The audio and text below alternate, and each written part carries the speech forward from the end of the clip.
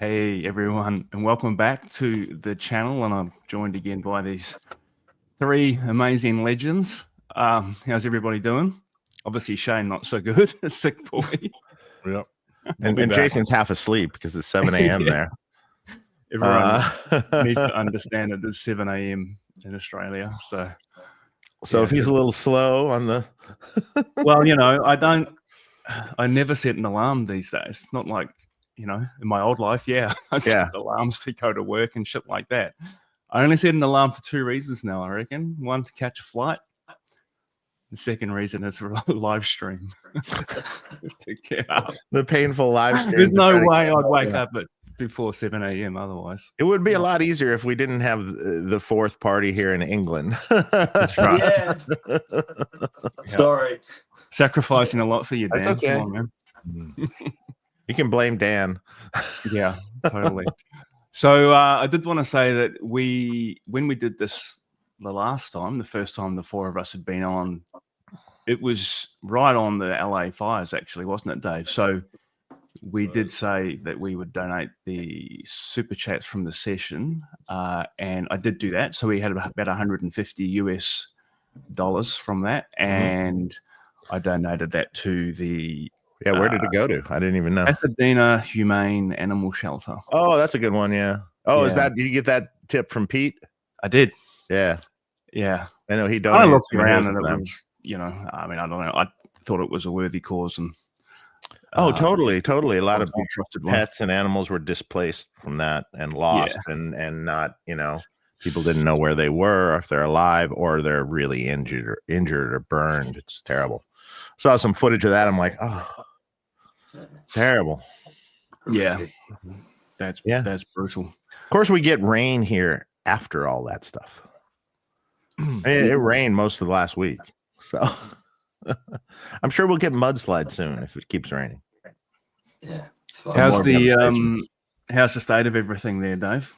In the aftermath of all of that, man, you know what? I'm so far removed from all of it. Like, none of that touched me in any way, shape, or form. I was getting an amp ready for NAMM. It's just like, I was unaffected by it in any way. So it's so weird. Like, everything else, hell's breaking loose everywhere else, but you're kind of like having to get an amp ready for NAMM. It's kind of weird. It's just kind of a weird feeling. I remember. I mean, we're not. I mean, it's the same. Not affected in any way, shape, or form. But so many people were that I know and stuff, and this is terrible. Yeah, it sucks. Well, let's not be downers on this one. Yeah. Well, now that it's not dry January for you, man. Yeah. So you'll be fine. Dave, I wanted to ask you about. I'm not going to ask you how was NAMM, because I'm sure everyone's asked you that. What I want to ask you about NAMM is it worth it? Was it worth it? Like, just from a networking business. I don't know if it's ever worth it, but I like NAMM. It's fun. You like seeing the response of people, and you like. I mean, there's a lot of end users there and stuff, you like showing it. If you can do it in a way that isn't like astronomically, like crazy expensive, then okay. I mean, ours is probably still reasonably expensive now because we have a space. Let's see, how big was the space? It was 30 by 20. The whole space, but there's two 10 by 10 offices. So really, like, showing space, we had like an L shape around these two offices, and it was so that's like 10 feet deep and 20 foot wide, and 30 foot wide on one side, and L's around for another 10 feet around the two offices. And one office was used as an office, and one was used as the dumping room of everyone's crap and the bar. The best part of it, right? That's good. It's definitely going to be. I mean, there's a table in there with 4 chairs, and then and at times the table looked like a war zone. I mean, you know, there was 9 bottles of liquor on the table with cups, and after a day of that, there's a bunch of cups, a half drinking, and some people maybe were smoking in that room without telling anyone. I don't know. maybe not. I don't know. I can't confirm that. Can't confirm. Yeah, but other than was it worth it? Was it worth it? I mean, if you can do it on relatively, we're in California, it's not so bad. You know, we're not traveling from far away. We're not freighting. We freight the stuff in, but we're not freighting from a long way away. So it used to cost us a unbelievable amount of money. I mean, you know, because of the size of the space. I mean, the old booth was like, I don't even know how big that was. Let's see, it's probably like 60 by 60 or 70 by 60 or some crazy figure. And there was a whole like city with sound rooms and all sorts of stuff. And man, that took like, the problem is building that set. You know, we would build it in house. It wasn't like done by someone else. So we had the ability to do all that, but building it and prepping for NAMM would take, you know, 2 months, let's say. And 1 month for sure, nothing's shipping even because you're getting ready for NAMM to get it out. So the problem is you're losing revenue from not shipping anything else. Yeah. So not only does it cost you a lot, you're not making that money during that time either. So that was not, that's never going to happen again. So on that scale, but I think it was comfortable this year, like the size we had and everything, it worked. Last year was a little tiny. Yeah.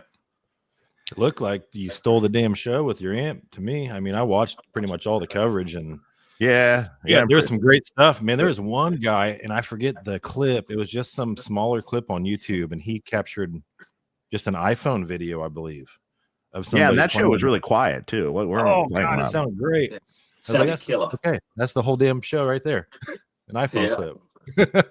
Yeah, you know, it's funny. Yeah, I mean, I think NAMM is good for that stuff too. You know, like people coming through and you know, all the channels coming through and doing little interviews and talking about things. And I think that's all a good thing. It creates content, doesn't it? Because you think about one of the things that we have spoken about, and Dave, I heard you talk about it a lot on Tone Talk and so on, is like, you know, a lot of stuff is sold through YouTube now.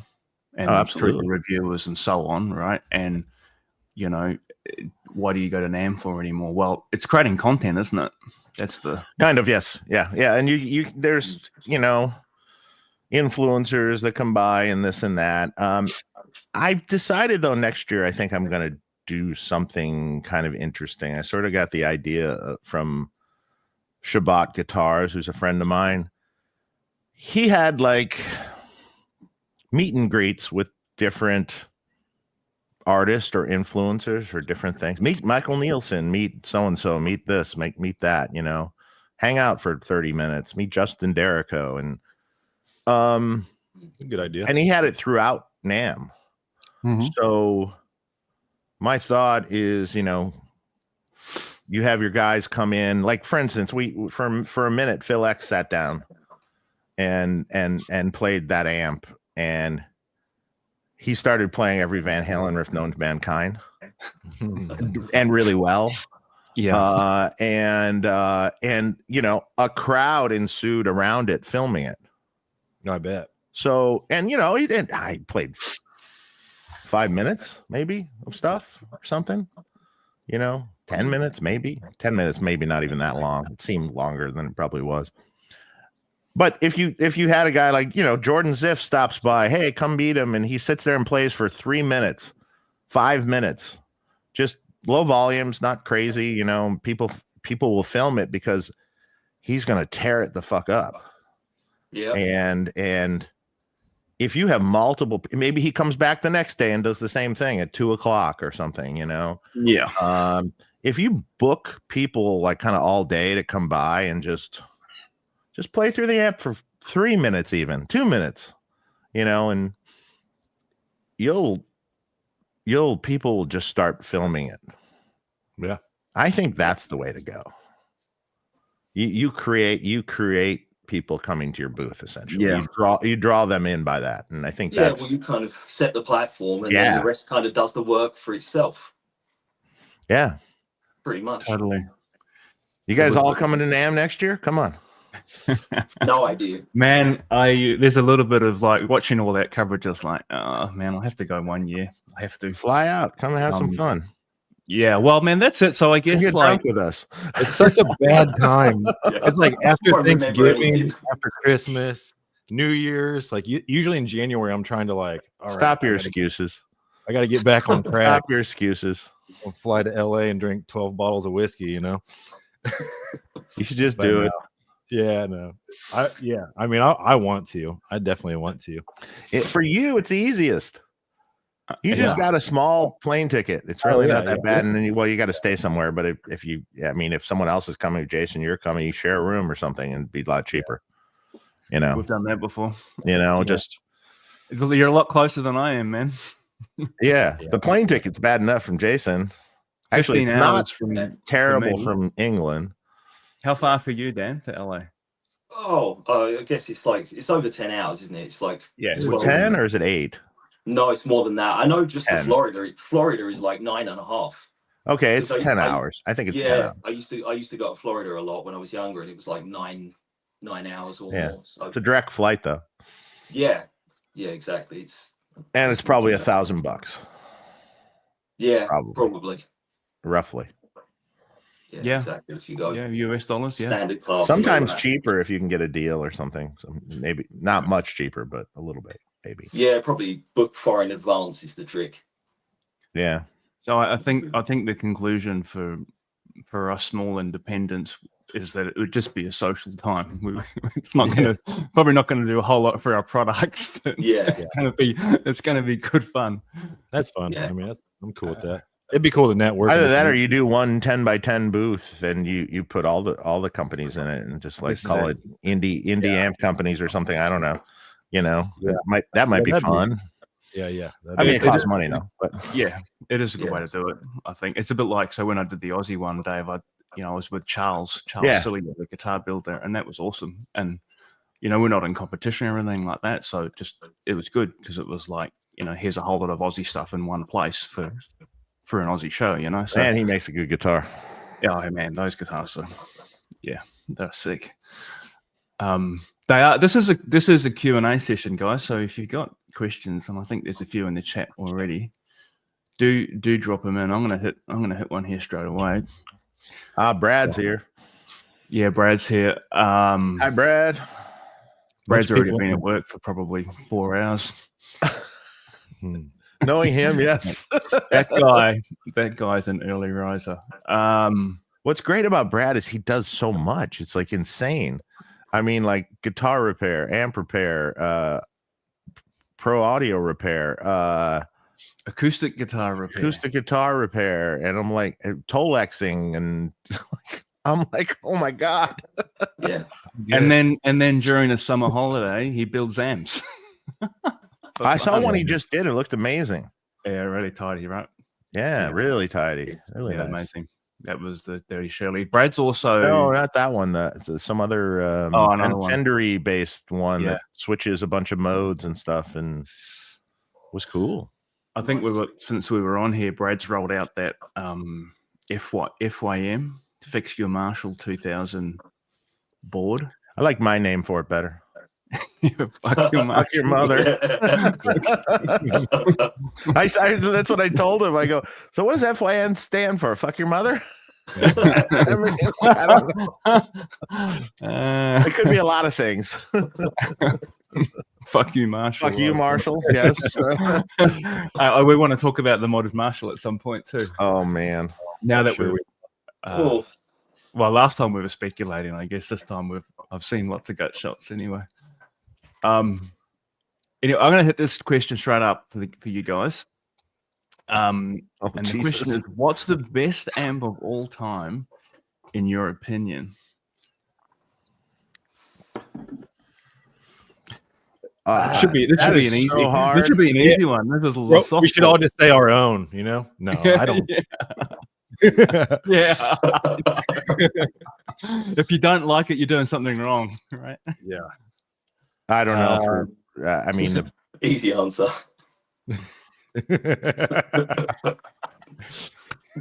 I got different categories. You have to. I mean, for me, it's the classics. It's a an unbelievable sounding great plexi. I mean, come on, can't touch that.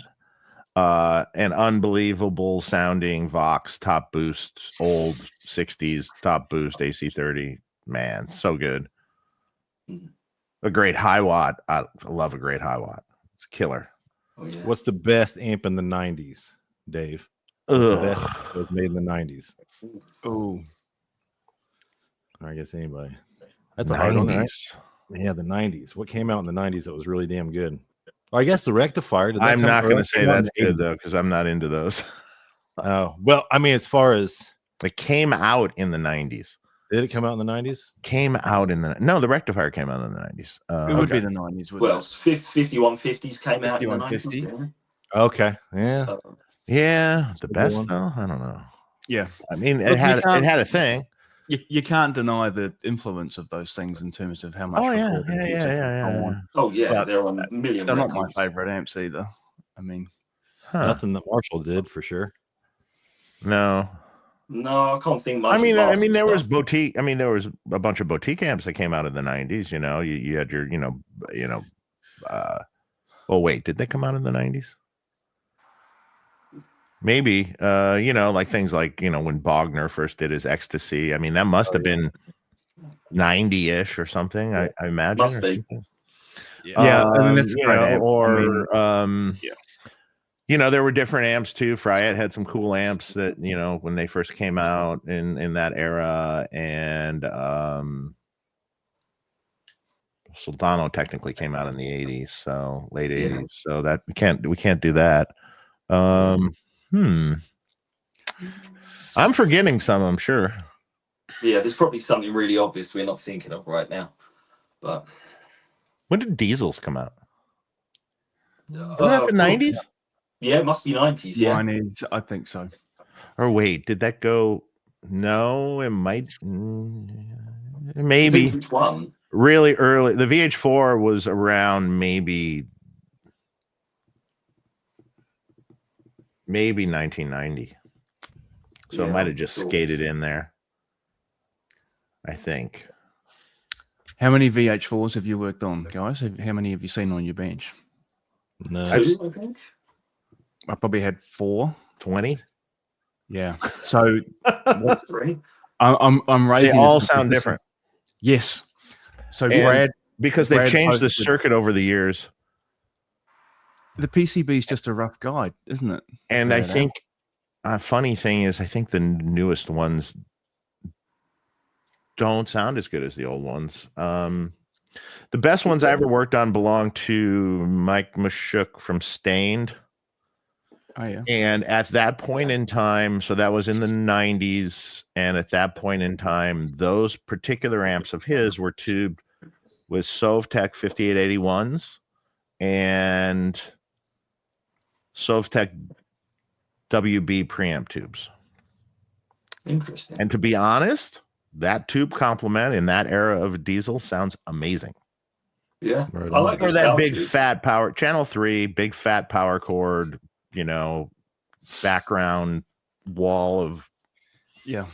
And it was cool. I always said it was interesting. That amp in front of it didn't sound as good as it recorded.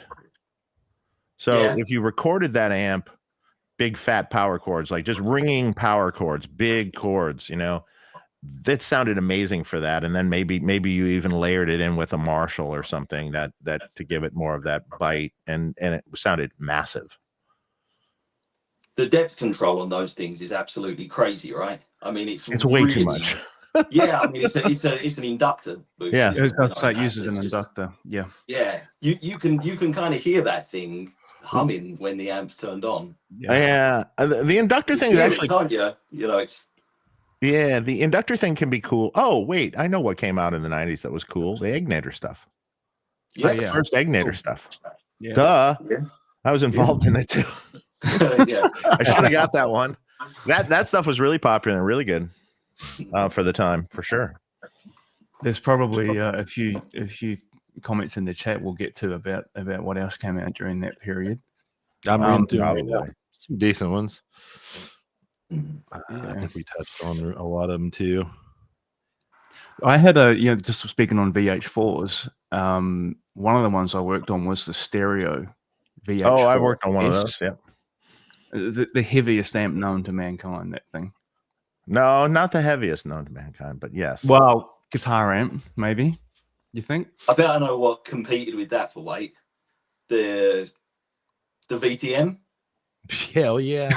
Yeah, that's all the shell, right? That's just the shell. It really is. In fact, I just had another. The VTM is like a boat anchor. When you take the VTM out and then just lift the shell, you're like, the shell weighs as much as a normal head. Yeah, Because it's so thick and it's all like particle board. So it's like really like, I think those amps you could actually just like roll down the road and they'd be fine. Yeah. Just because they were the built back like of your car. I mean, that was take it to the gig.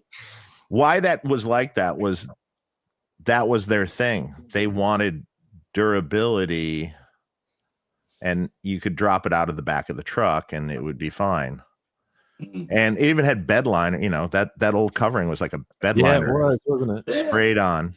Yeah. That was my first tube amp. And heavy as hell. VTM is a cool amp. There's so much Jose stuff in it. Oh yeah, it's interesting. It's like a cross between Jose and a JCM900 with the power section slightly different than that. And you can make it more JCM sounding. You can make it more Jose. You got to be able to look at the dip switches and see what they're doing and go, oh yeah, here it is. Oh, here's the clipping diodes. Oh yeah. Yeah. I've never looked at the schematic of that amp. Have you guys looked at the schematic? Yeah, it's really cool. So I mean, it's essentially, so they had Brian, the guy from Keel, Brian J. They had his Jose when they were looking at it. So they originally had a Butcher amp, which is a JCM900 with a slightly different power section. It used 6L6s, and the phase inverter is a long tail pair, but it's a slightly different values. Like no 1 megs, they're like 470Ks if I recall, and essentially a standard power section. So they started with that, and then like basically tacked on these response mods with the little dip switches, essentially. And it's kind of interesting if you look how it's built too. It's built in pieces. Like there's a center board and then a front board, and then I think there's a third board in it too. Yeah, but they're all interconnected. They're actually really easy to work on because you could just take the center board out and just modify it. You could take the front board out and just modify it on your bench. You don't have to I've never seen them have this hellacious. Dave, do you remember what the mods are with the dip switches? Obviously, there's diode clipping as one. Is there like cathode bypass caps and stuff like that? Hang on a second, I'll tell you. Yeah. I'm going to pull it up. We've probably got them written down. Like I did the same when I had one here. Yeah, I remember, man. I've looked at this a few times. The same one came up for sale, like a VTM60 here, just the week before last. But I was too slow to grab it. I wanted to get it. How much? Man, it was pretty. It's gone up quite a bit. Probably they're still cheap though. $1,000 if I convert it. It was probably 1,500 Aussie, I think, somewhere around there.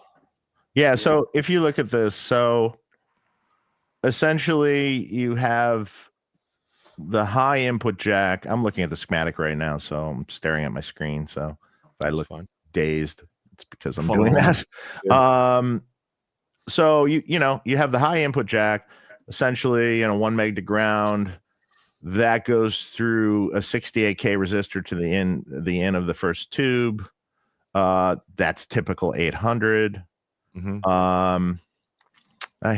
Here's where they get things a little bit weird. So you come out of that stage, It's not a low plate resistor there. It's just 100K like an 800 is, right? So then it comes out with a 0.022 cap, which is kind of fat. Most of the Jose's had the smaller cap. A few had that cap though. 001 to ground right off of it. Jose. Yeah. Then that essentially runs to the low input jack, right? Which is, so if you plug into that, you're bypassing out of the low input jack. Instead of having your typical 68K, like your typical 1 meg pot with 68K divider, you have basically a pot set up like a JCM900. So it's a 470 puff, 470K going into a 1 meg pot, and the 1 meg pot has a 001 across it. Yep. 800. 800. That's where that came from for, from the butcher, they didn't really change that scenario at all. Yeah. That goes straight into the next tube stage. So the next tube stage, you have, with the response switches, you can change the cathode resistor. So the stock cathode resistor in it is a 6.8K resistor. Little high, slightly higher than a 10K that's in a 800. Okay. Slightly, not that much. So it goes over to the response switches. Hang on, I'm tracing it out here. And you could it's a bit messy at that point. You could put another 4.7K to ground across it. So then that's going to give you, whatever that parallel is on that 2.73K, 2.73K, something like that. Yeah. Or, so you could do that response switch, right? Which maybe you do. There's also a cathode cap response switch. So the cathode cap is a 0.68, but it's partially bypassed with a 1K series resistor. So theoretically, if you have response switch 1 and 2 on, you essentially have a 0.68, 2.7K stage, right? Mm-hmm. So that's the first two response switches on it. You do have, hang on a second, I'm tracing something else out. I've got a list of it sitting here from where I wrote it out by hand. And you do have, it's easier to look at the schematic. You do have also the next two response switches on it, 3 and 4, change the cap value for the very first gain stage on the cathode. So you could fatten it up with a 1 microfarad or a 10 microfarad, or both, hence 11 microfarad. Right. You're probably not going to even use those. So they don't sound good. Yeah, they don't really sound good. You would have to shrink. Yeah, no good. So that's no good. So then you move on. Okay, after that tube stage, it's a 100K plate. You come out with a 022. Jose would be 0022. Then you have then you have your kind of mixer resistors. Mm-hmm. Like an 800, 470 puff over 470K, 470K to ground. But you do, off that cap, also have a 470 puff to ground as just a high frequency bleed off kind of thing. Is that switchable, Dave? Or that's just in there. That's just in there. Probably should come out. I'd rip it out for sure. Yeah, then you have it depends. I guess it depends on what you're doing. Then you have a typical cathode follower, an 820 ohm unbypassed for the first half, 100K. So then that 100K feeds the EQ, which is the standard Marshall lead spec EQ. Hang on a second. What is that cap? Oh, it does. Response switch 6 on here it changes the treble cap value. Yeah, like big mid boost. it mid boost essentially adds a 001 across the 470 picofarad. Nice. That's a good mod. Yeah, that's a lot of mid boost. It's really extreme. It's like turning your mid control to like 50. Yeah, nice. yeah, exactly. Like, it's a little much. Maybe 470 might be better in there. It's boxy. Or even 220 or something, you know, like but it's neat. You can do it, you know. Yeah. And then so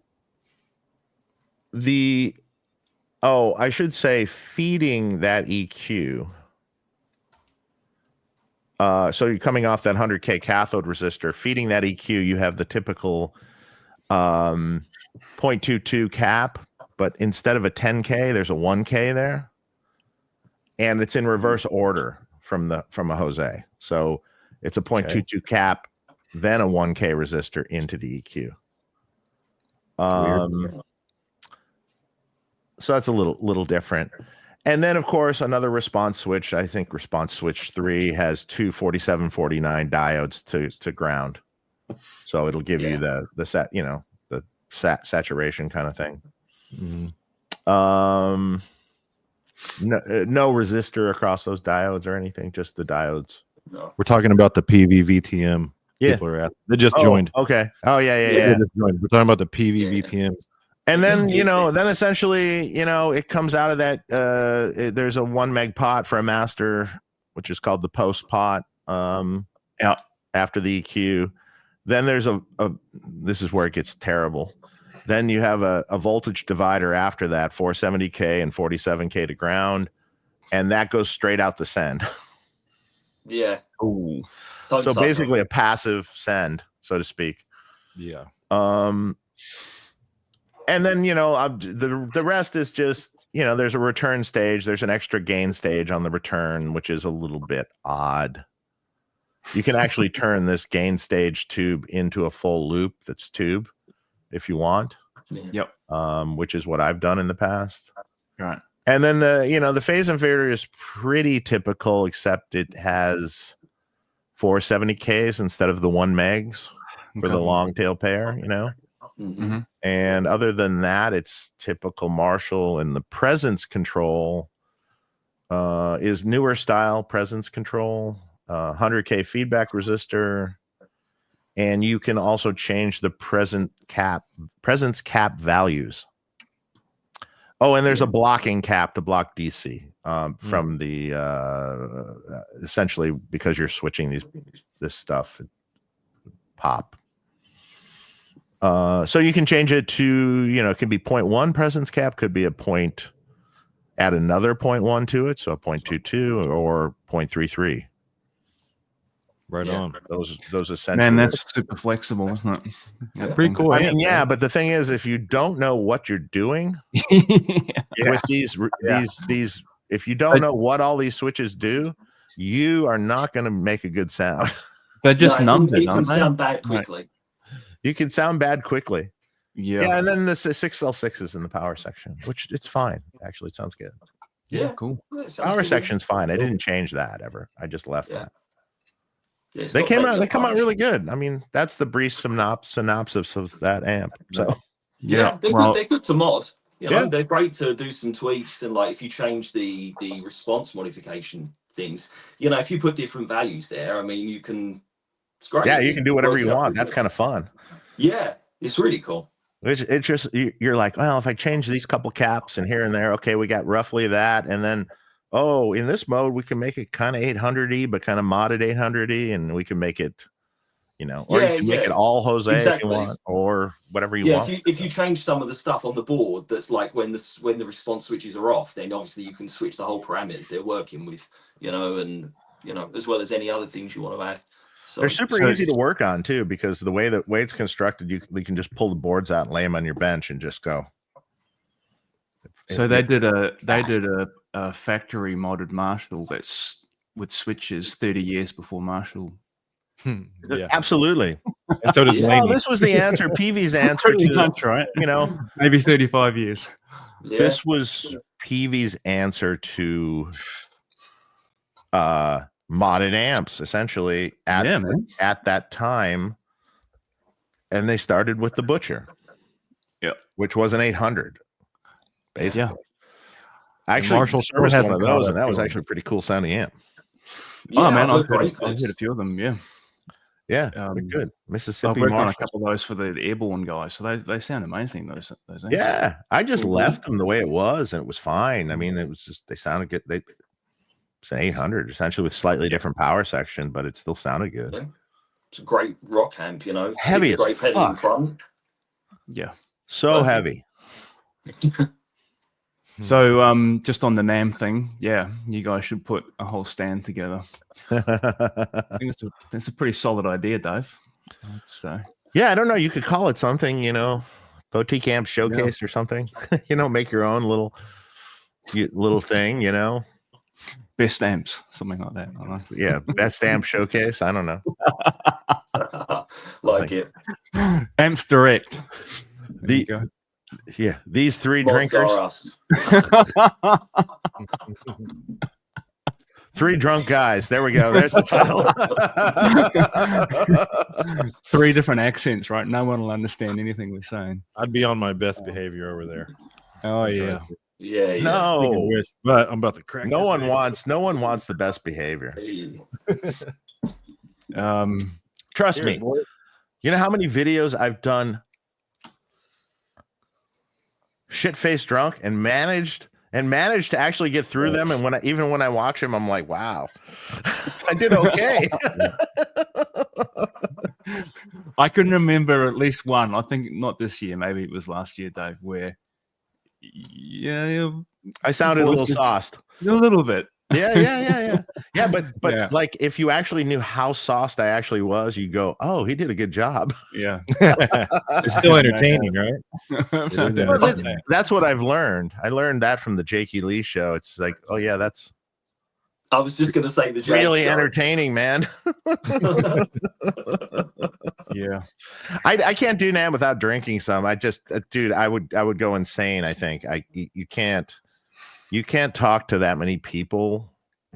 Yeah, It's especially bad for me. It's like I have a hard time walking down the hallway, you know, without getting stopped by someone. And you're just, man, I'm just trying to go take a piss. Can I just go? Can I come back to you? Hold on. you sent me a text message. I think we were in contact, Dave, and I said, did you survive NAMM or something like that?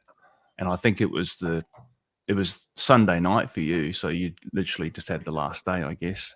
And you just wrote back and you said, I hate amps and I hate guitars and I hate people. Yeah, that's pretty much by the end of NAMM, pretty much that's how you feel. Please, no one make a loud noise. Turn the radio off in the car. You know, as you're going to dinner, no one speak, please, while we're going to dinner. Let's just go quietly. We're gonna have a Like, minute. walk around with ear defenders.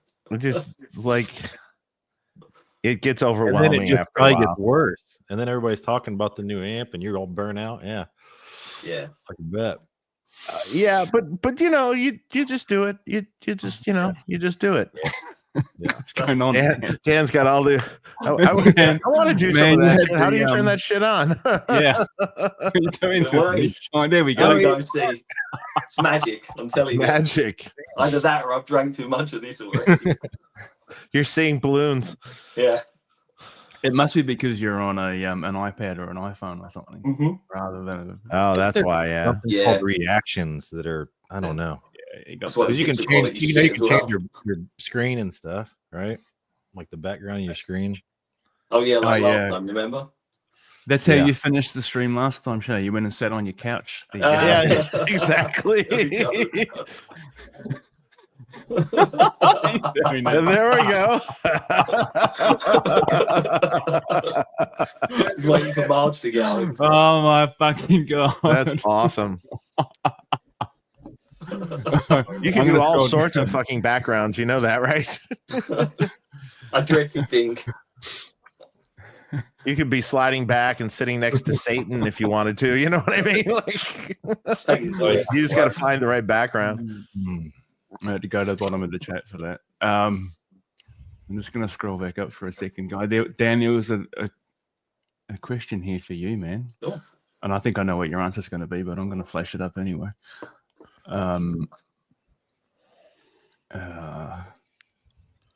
Here we go.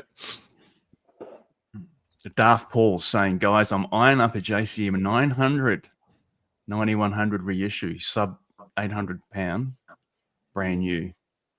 Do I need my sanity check? Does it go to Dan for a mod? I mean, like, if you want to have like the board ripped out and basically gutted to just a bare chassis and pay the same again probably for mods and everything, then yeah. Then do it. Yeah. But you'd be better off getting a high gain Mark III 900 or a SLX. Yeah, SLX. Yeah. Because you could get one for less than a brand new. Well, I don't know actually. I don't know how much the new reissues cost, but yeah, you could probably find one for like maybe 600 or something like that in the UK. And then I've worked on those, and I didn't have to pull the board. I mean, yeah, or a vintage modern. Yeah, vintage modern's Those work great. good. I mean, that's even better. That's easy to work on. Yeah, vintage You got modern's to change good. the loop, but yeah. Yeah, I mean, The loop's terrible in that thing. Jesus. Disconnected reverb. If you don't use the loop, then I mean, it's a hardwire bypass, isn't it? Yeah.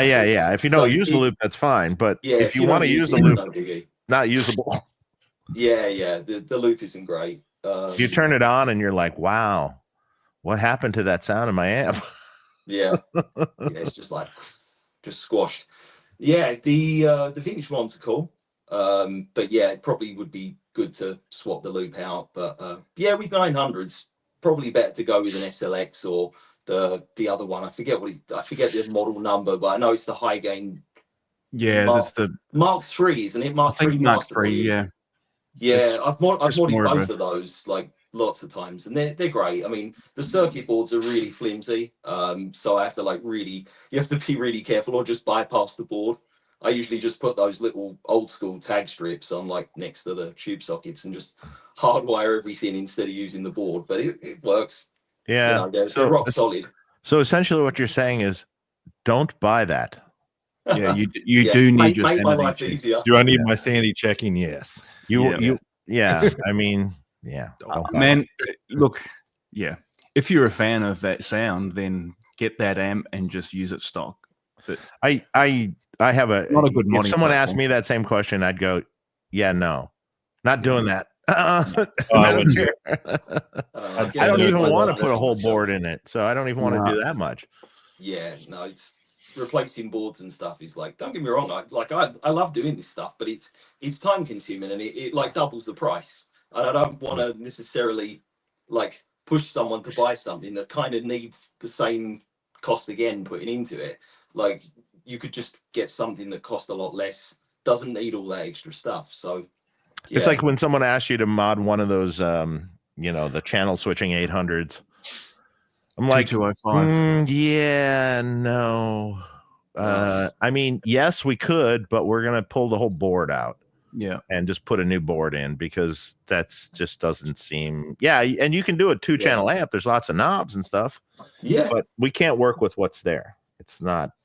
Yeah. Well, I've done it, but it's like it's tons and tons of work. It's the same with the I get sometimes the requests for the JMP Artiste. You know, the one that's got it's got 2 input jacks, about 3 controls, then another 2 input jacks. I know the amp.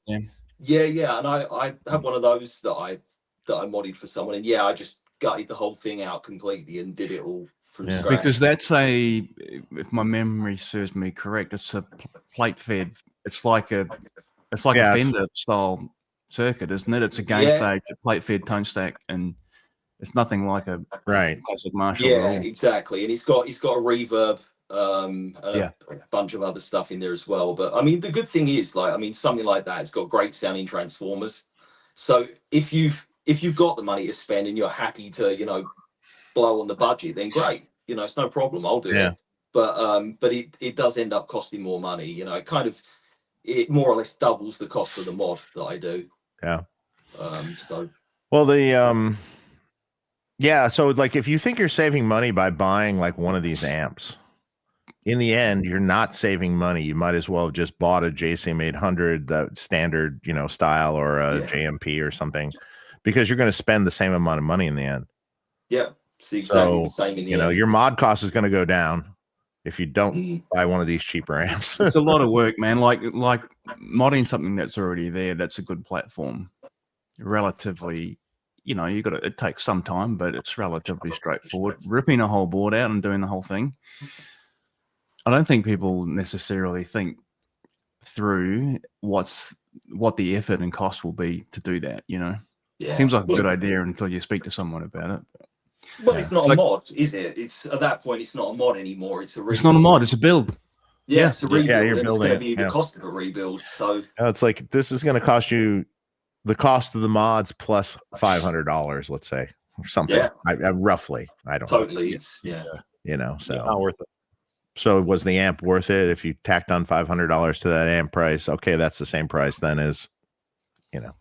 Yeah. Could have just spent more. I mean, money. Vintage Modern, at least in the US, is a great platform. And you can get them really cheap, although, you know, it's maybe not the best transformers in the world, but, you know, like you said, some of those old ones, you know, even the Artist or something has good transformers. So even if you gut it, you're getting better premium iron, you know.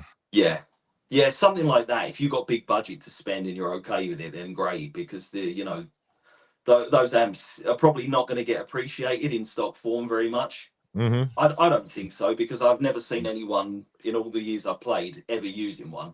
And you find them in they a lot of times when you find them on the used market, things like that, they're just still in quite good condition. And it's probably because they just didn't get played very much. Yeah. They just sat somewhere in someone's room and just aged. So yeah, something like that. I mean, it's got great iron, good chassis. You know, it's a lot of times as well, the board, if you can salvage the parts off of it, you've got tons of mustard caps. Yeah. Things like that. It's all good stuff. If they're still all measuring okay, I mean, they're usable. You know, it's all good stuff. But yeah, with newer ones, I mean, I would probably go like Vintage Modern, or better yet, I mean, if you can get a cheap secondhand, I say cheap, it's not really cheap, but like if you can get a secondhand 2203X, you know, a reissue model, I mod tons of those things. I mean, that's probably the first thing that I suggest to people, just because it's brand new, it's in good shape, it's not going to fall apart, all the hardware is good. Yeah. You know, why not? And you need all that real estate too. Yeah. For adding all the, you know, knobs and switches that you do. Yeah, like look at that thing. This was a 2-input. The whole thing's like taken up. Yeah, you put all the extra pots all the way. Yeah, I just put them all the way on the front. I used to like hide everything on the back, and then I just thought, you know what, it's nice to actually have accessibility on the front. Like, it's way easier if you're gigging. You don't really want to have to be doing the reach around job, and you know. No, you don't. But there is a group of people out there that want the front to look dead stock, don't they? Yeah, there are. I'm sure you get a lot of that. There's a lot of guys I've done amps for that deliberately didn't want anything else added. Anything. Don't change anything. Don't change the front. Make it look stealth. I've even had people have gone as far, which is a little offensive to me. People have gone as far as to take. I had one guy that came in and had me service his amp. When we took it out of the box, it was an old B100 with a gold panel and stuff. Yeah. Well, it was in a Marshall box. Yeah. With a Marshall logo on it. No, not and I'm like, ouch, dude, really? I was kind of like, I even looked at him and go, really? And you're having me service it now? Really? Yeah, that's pretty shit. Yeah, kind of weird. It's real weird. Yeah, a lot of times people are weird with that stuff, so you just have to kind of do it the way they want it, and it's all good. This is true. Dave Jacob's asking, are there any AC30 light cleans in the current? Not yet. Well, okay, wait, I take that back. So the last the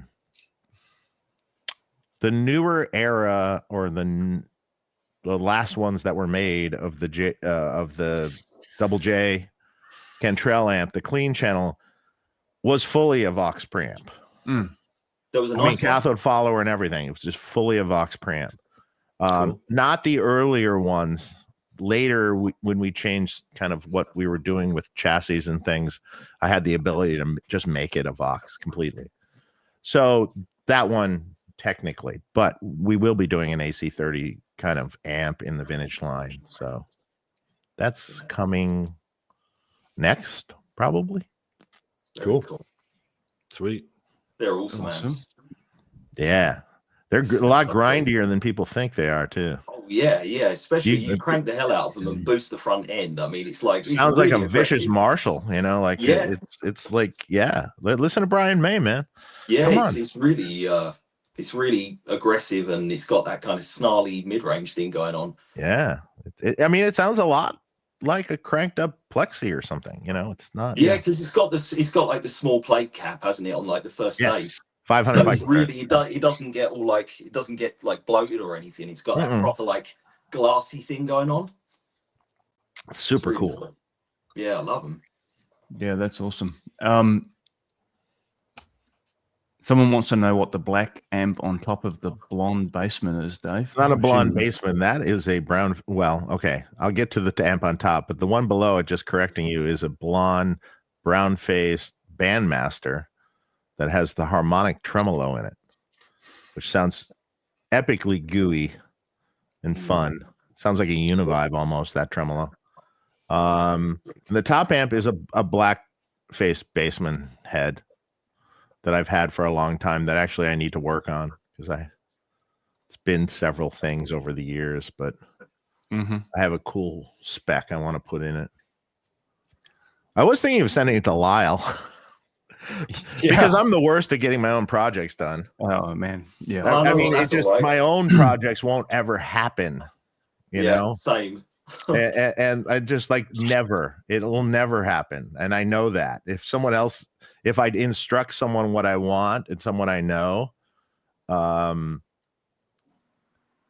least it'll get done. I just pay them. You know, it's the best thing to do.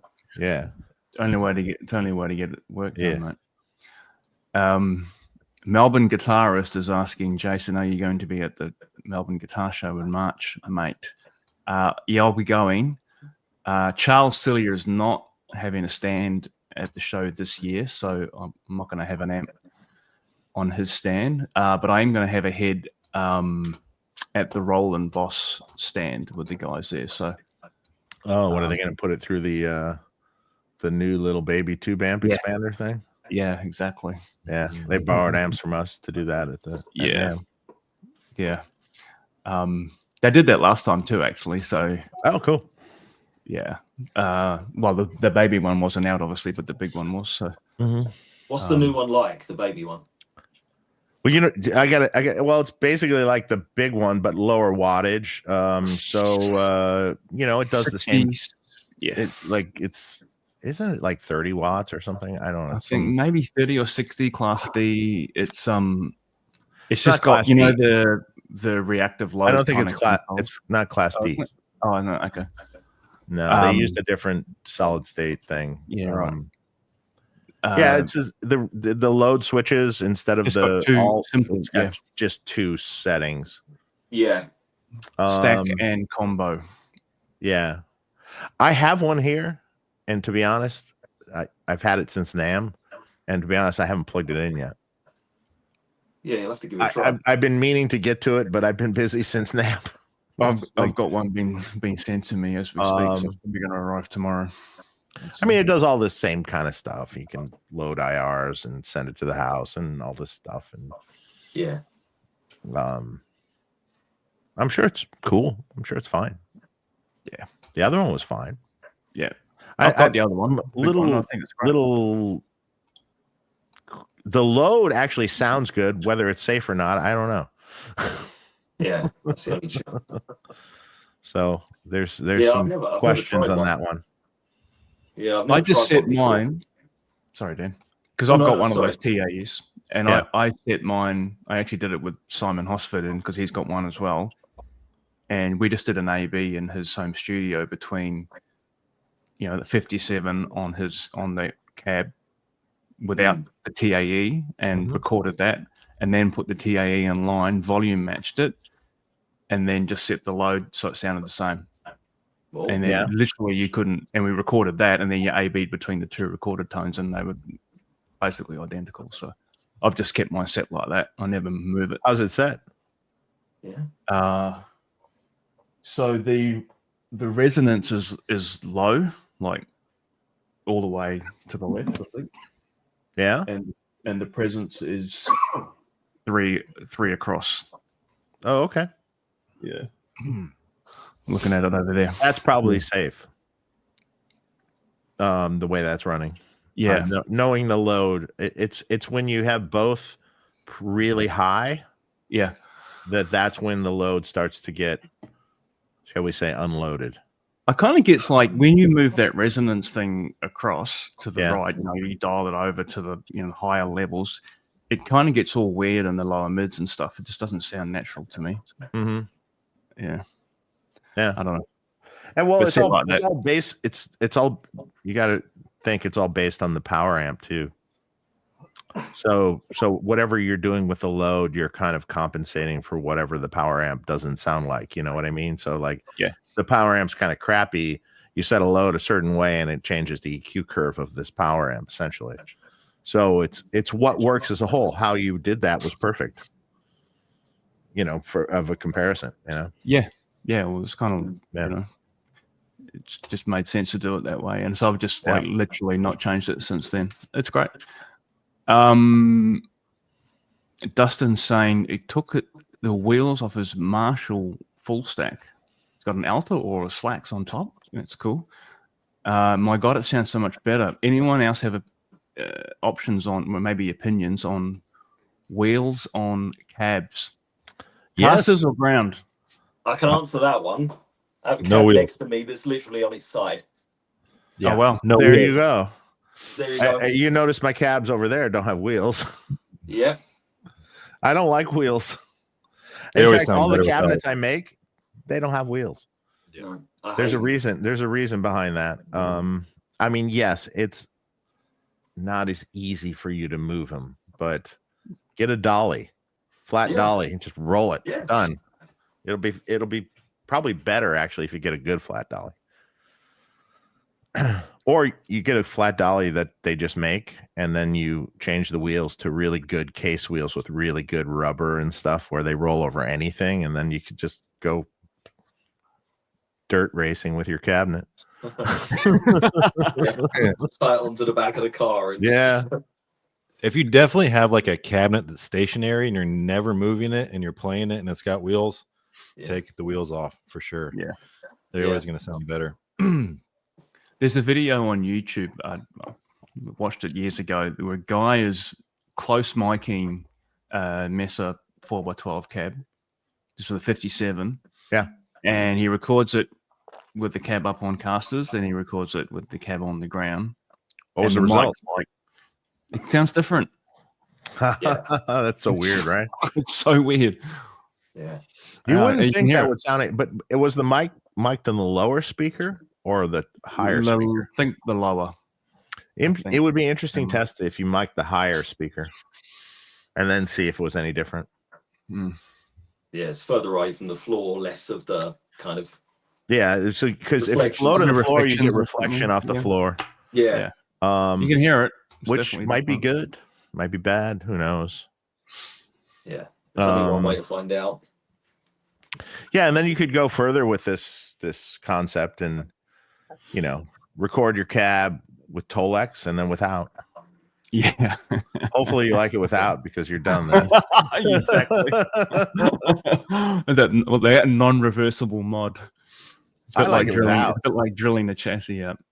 I think cabs sound better without the Tolex on them, but that's Yeah. Well, man, that cabs cab might that sound you've got better without there- the grill cloth on them too, to be honest. Yeah. Yeah. I'm going to hit a couple of these super chats here, guys. So we've got one from Mr. Woodchuck. This is Eddie. Hey, Eddie. How you doing, man? Hey, or question for Dan. What's the process from ordering from you? Do I need to source a bass Marshall first, or do you prefer getting one to mod? To be honest, if you've already got one, if it's a suitable amp, then fine. But if you're overseas, then obviously you've got shipping 2 ways. You've got taxes probably 2 ways. He's in the which US. case- Yeah, then in that case, then it's easier for me to get to source one, and then I mod it, do it all up.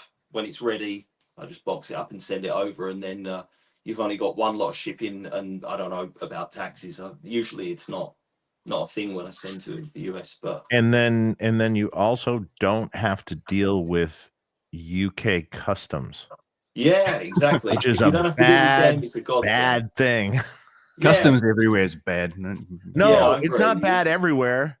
It never used to be bad. It's getting bad since Brexit.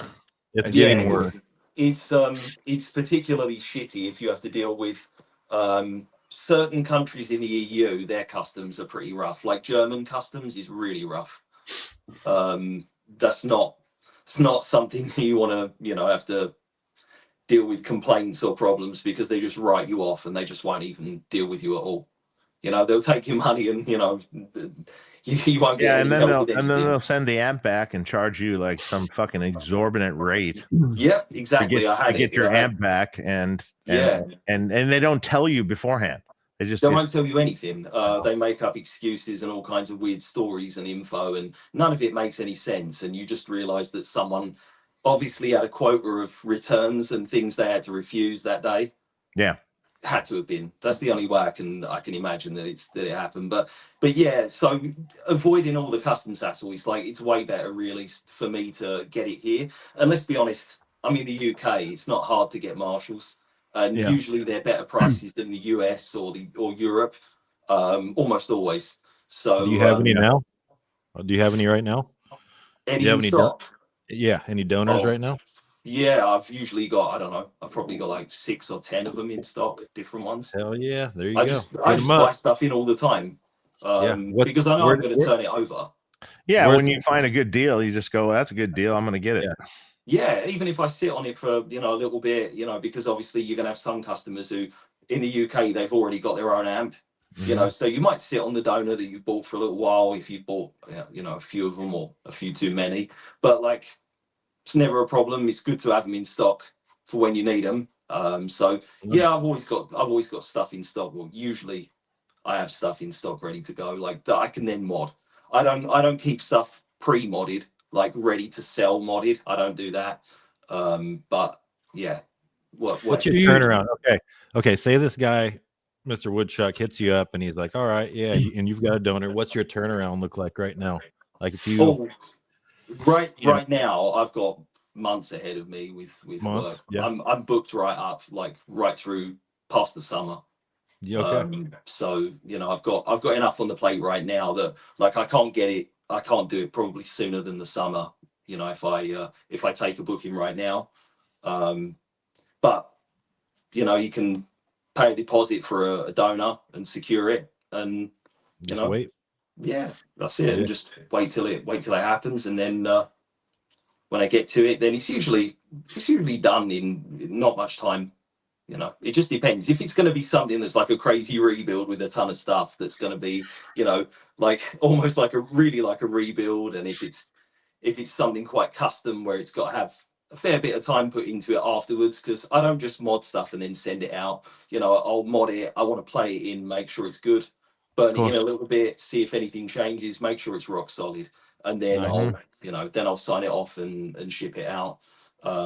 So yeah, it's What's your preferred contact? Like where are you easiest? Like is it email or direct message? Like definitely email. Facebook stuff I struggle to keep up with, because you get tons of messages from people who add you and you don't even know who they are, and they're like sending you their new song or their new product or whatever it is. Yeah, you might answer them. Please send me an email. Their random tech question about, hey, my amp makes this funny noise. Yeah, exactly. Hey, the best way to deal with this is not on social media, please. So the best way to deal with this is to send me an email directly. Yeah. Do not post in the Friedman amp user group about an issue you're having with your amp, because everyone is going to give you the wrong answer. They're all experts. Oh, they're all experts. Yeah. It sounds like a tube. No, that's not a tube. I can tell you it's not a tube. I know exactly what it is. Dude, I think that you said that enough. It looks like it's getting better. Like your user group looks like it's getting better.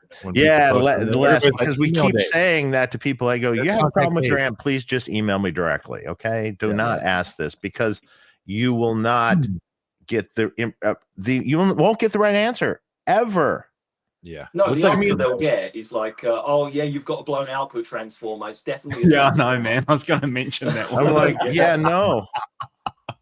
Never happened ever. It's not no, it's not. There's so much misinformation.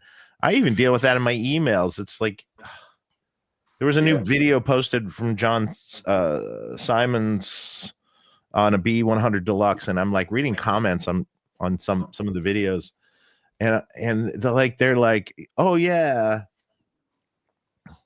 Well, I like the earlier amp better than the Deluxe because it did this better and this and that. And he changed these amps and this amp and changed that. And I'm like, no, the JJ100 never changed except for the clean channel. Nothing ever changed on the circuit at all. The Phil X, no, nothing changed on the circuit at all. There might have been a new PCB layout, but nothing else. I mean, the circuit's exactly the same. No. Oh, I heard the B50 Deluxe was discontinued. No, it's not. Oh, I hear the B100 Deluxe is discontinued. No, it's not. Why would we be putting a video? No. Where do you guys get this shit from? They make it up. Most of that stuff. Oh, I heard Dave only likes 50 watt amps. He doesn't really like 100 watt amps. I never said that. Come on. He said I said it somewhere, and I'm like, no.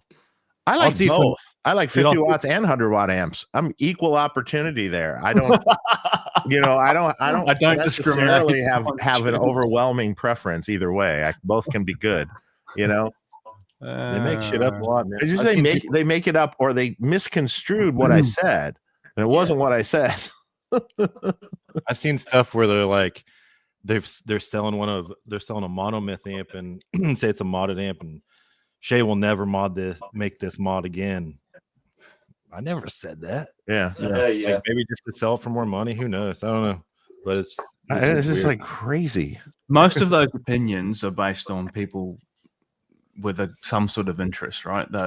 They own that amp, or it's so they're protecting an investment that they've made, I think, rather than an objective opinion that I don't know. Anyway, that's cool. I mean, people are passionate about the stuff, so that's good. Dan, do you do mods? Like, do you just have a set of options that you will offer, or will you entertain someone's wild, crazy custom idea that they email you about? Oh yeah, I'm totally down for doing the custom stuff. I mean, it comes down to whether or not what they're asking for is,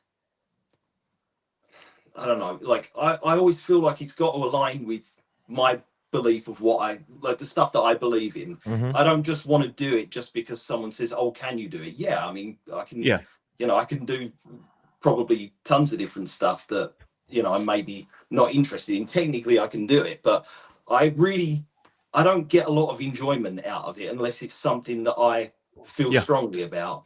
Yeah. And I feel like if they ask me to do something that's way left field out, like compared to what I'm more known for doing, I'd perhaps rather they went to someone who really is into that thing. Mm-hmm. Sure. Like, rather than just me trying to attempt to do that thing. Yeah.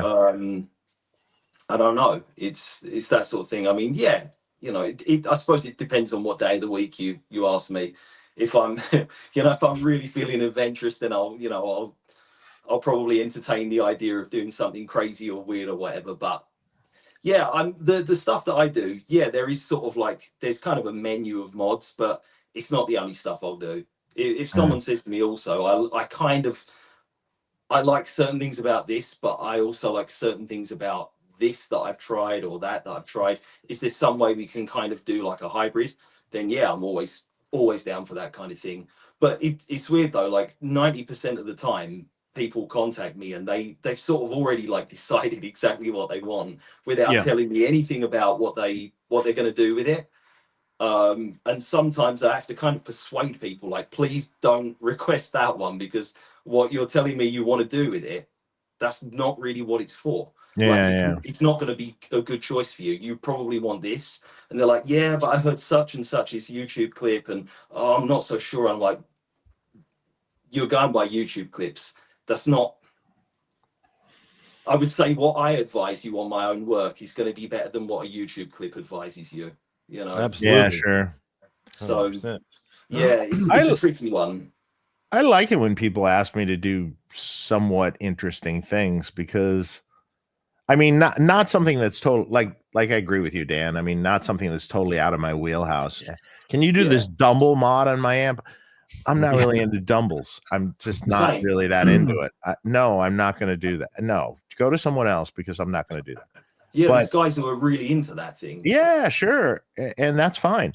But like when they're asking for specific things for them, it's kind of interesting because you start to see what they're seeing or hear what they want, and you're like thinking about it, and you're like going, okay, I think I understand where this guy is coming from. Yeah. And I think I understand what he's saying to me. And then it's sort of a challenge to sort of get that for him, you know, because everyone's ears, everyone's hands are so radically different. And some guys like really dark amps, some guys like really bright amps, some guys like stupidly bright amps, which shouldn't even exist. But it depends on how they hear things. And it's one of the questions I always ask someone, like in that kind of conversation. I always ask, well, talk to me about some of your favorite guitar tones. Like Influences, players, like, you know, and you can kind of like, depending on what you get back, you can pretty quickly kind of get an idea of what guitar sounds they like, you know. But there's their hands that come into play. Well, yeah. So you could give the player the exact rig of that guy, and if they played through it, it would sound like utter shit. Yeah. So it can happen. I mean, you know, so that's you have when to sort of read into this a little bit, you know. When people come around here, to pick up an amp that I've worked on, or pick up an amp that I've built, I don't let them play it.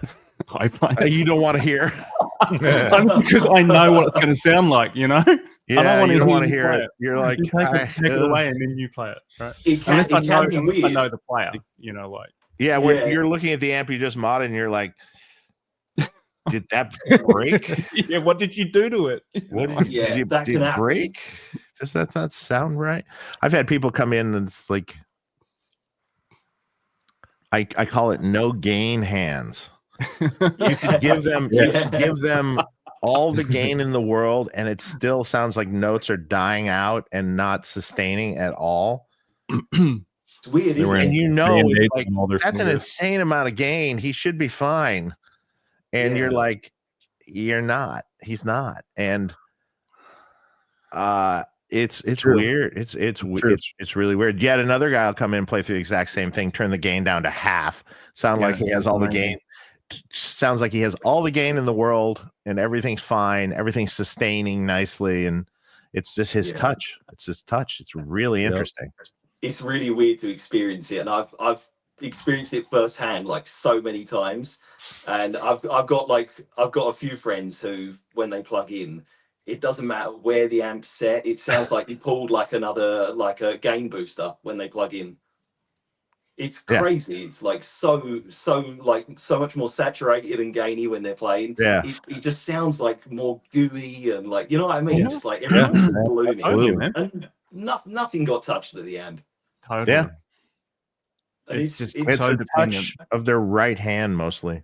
Yeah, and it doesn't have to be because they're a bad player. Like if they have the no gain hands thing, I've heard tons of really, really good players that still had that same kind of issue. Yeah. It's not a technique thing. It's not like, if they're like not good enough. It's totally just it's a hand thing. It's a hand thing, because you could be just a mediocre player but have good sounding hands, and if you can hit 3 good chords through the amp, it'll sound good still. You know, exactly. It's me. That's me too. They're the three best chords you ever heard. And then we've got Jason and we got Dan, which are amazing players. So it all works out here. Oh, thanks, man. Yeah, I don't know. Like, it's just when I made that comment, I'm not trying to say I'm a great player. It's just like I know what the amp will sound like. Yeah, sure. With me playing it, like whereas it's what you're saying, right? If someone else plays it, I'm gonna hear it and go, oh fuck. Yeah, it's good for at least if you're gonna do like if they've got to play it, you should play it first. Why doesn't it sound like that when I play? Yeah. You know what? In most cases, you can tweak it to suit their. Yeah. You can do it. Yeah. Like the amount of extra stuff on my mods, like I'll make it more forgiving or less, whatever they need.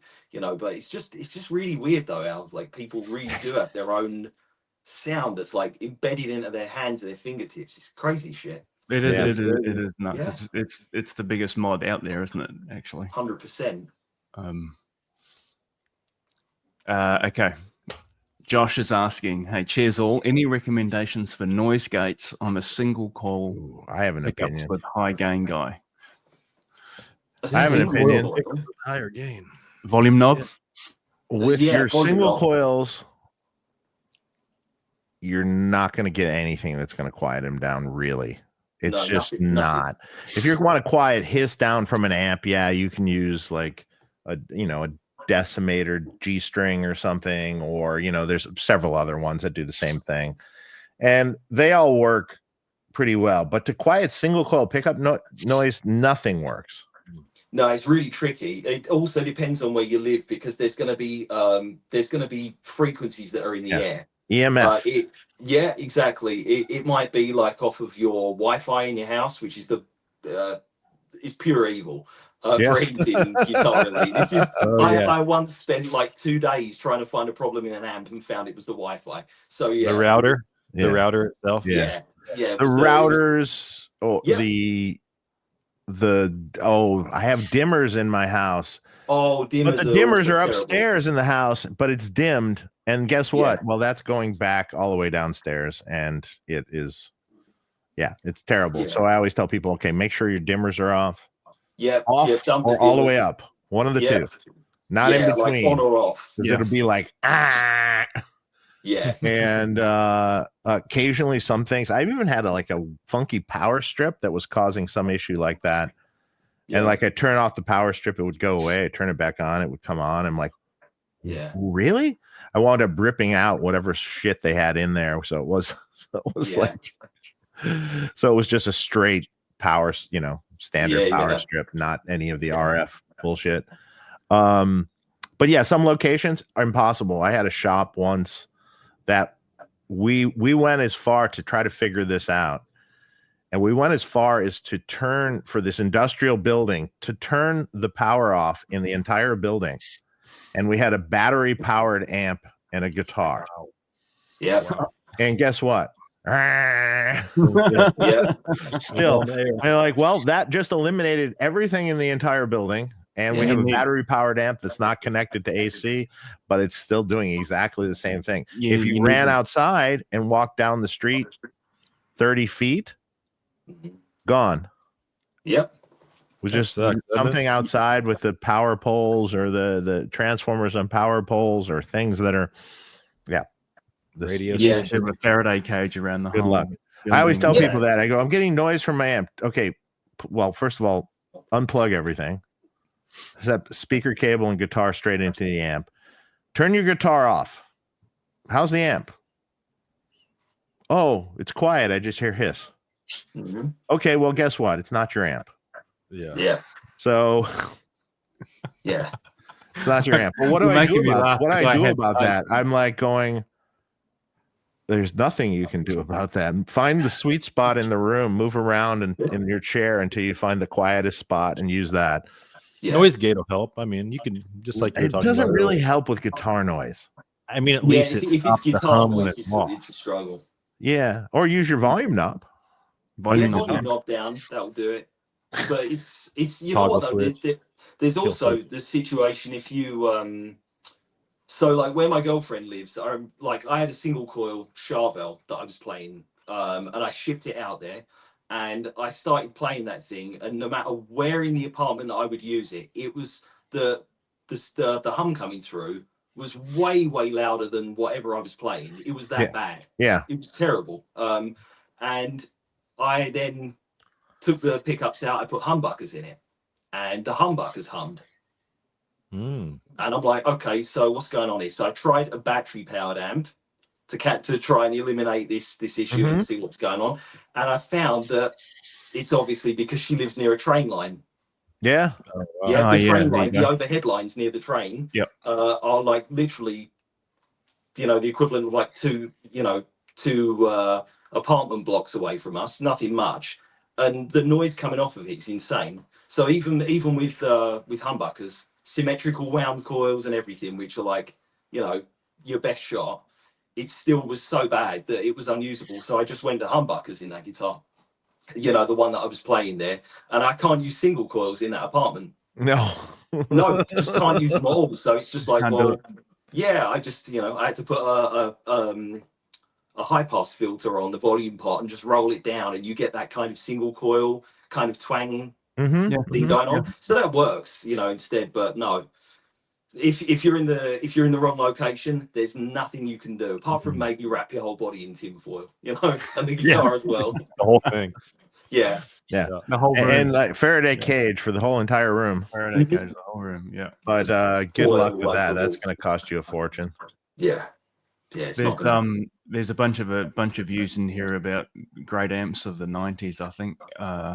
So obviously a bit of love for the 5150. Rob says nothing in the 90s. Really? Nothing? There's got to be something decent. Fuchs. I'm sticking with the Was the Fish 90s, the Bogner Fish? Yeah. Dual rectifier, no question. That's what I The 2x12 5150s. You guys remember those? Oh my God, that's one of the heaviest fucking big things that you could ever possibly move. That's a VTM amazing. I love those amps. I thought that was like one of my favorite amps. Like when I was way younger. That's cool. Oh my God. What speakers were in those combos? What's that? What speakers were in the combo? The Peavey Sheffields. Yeah. Weren't they the greenback copies? Is that what they are? Yeah. Well, there was originally when he first came out with amps, there was two different Sheffields. I remember when you started using that amp, he had 3 cabinet rig, and the effects cabinets had different speakers than the dry cabinet. Now, I couldn't tell you the difference in those right now. I couldn't tell you. Dan says, okay. Got an approval from Dan. I couldn't tell you why they had the 2 different speakers. I don't really remember now, but it was interesting. Isn't the circuit different in the combo amp too? I've heard that. I've never looked into it, but I didn't know that. Coupling. Okay. I had heard the first coupling cap is lower. This is like this was like the start of the 5152 though, wasn't it? I don't know. I thought it was just like the first something different. Did the first combos have a full clean channel, or was it like the very first amps? I don't know. I don't remember either. So if it had the full clean channel, it was the 5152, right? And so that circuit is slightly different from the original 5150. The first coupling cap was shaved down to like 500 picofarad. Really? Yeah. It's really but it just a little bit different on the front end. It wasn't like crazy different, but if you boost it with a pedal, you feel the difference. Yeah. Because that's what most guys were doing, right? They were tube screamers in front of 5150s, which is insane considering how much they don't have enough gain already. Yeah, exactly. I mean, and they were usually using EMGs and things like this in the guitars, but that was the thing back then, wasn't it? It was that, and it was usually something else that was a different flavor to sort of pair with it. But yeah, you'll really feel it if you're boosting the front end if there's a different cap value there. Those original combos are great deals still. I don't know. Even if you can get that a sub $1,000 for like the original early 90s combo, 5150 combo. Those things are sweet. Well, there you go. Go buy one. Yeah. You just have to budget for that hernia surgery. Take the casters off. Yeah, the hernia surgery after. Yeah. Yeah. Nothing is worse than a Marshall combo with some EV12Ls in it. Oh, try to lift that. Or better yet, a Marshall 4x12 with EV12Ls in it. Oh, yeah. I never want to have to lift one of those things. I want one. It's cool sounding. Lift it. It's actually cool sounding, but I love EVs. I'm a huge EV fan. I think that they sound killer with, especially with modded Marshalls. Yeah, they do. I mean, that's the John Sykes thing, which we should also speak about actually, because obviously. Well, that's a lot of people's thing. So that that started. God, what Jakey Lee too. All his cabinets were EVs. Yep, Zach. In the early days. Zach Wild. So, Zach Wild. Well, that's the funny story. So, the cabinets were left with Ozzy when Jake left, and then Zach came in and then was playing through those cabinets, and so he got that he stole that whole thing from Jake. Interesting. Jake when he joined Ozzy, he could use anything he wanted. So he really went down a rabbit hole of trying every speaker in every cabinet and went down this crazy rabbit hole. And in the end, he liked the EVs the best. Yeah. And that's what he used. And the first record with him was a Jose Marshall into an EV loaded 4x12. You can hear it. It's totally that sound, isn't it? And that's what he had. The second record was not that. It was something else. But yeah. But it was still EV loaded 412. Yeah, the EV sound is all over that, and especially the first Badlands, I think. Yeah, that was EVs too. That's got to be it, because I was going to say that to me is the EV sound. But like with a Marshall and EV, that's your sound you get straight away. It's like instantly recognizable. But man, a 412 with 4 EVs, old EVs. First of all, I'm not sure I have speakers here. Pete was gonna do a video of the speakers because we were gonna do a little test. So we have one of the Zach Wild reissue speakers, right, that he uses, and then we have old ones. So we were gonna do a little taste test to see if those speakers were the same. The other EV that's available is actually a Series 2 speaker. It's not anything like the old speakers. No. It sounds much brighter and shittier, and but we really wanted to test the Zach Wild speaker versus the other speakers, because I thought that would be a cool test to see how close it was to the old one. Yeah, and that'll happen eventually. I think either that or I'm going to just give him to Michael Nielsen. We'll load him in a cab and we'll do that, and he'll do the video. Yeah, totally. I have a couple of each, so I can do that, but I've been wanting to load a whole 412 with EVs for fun.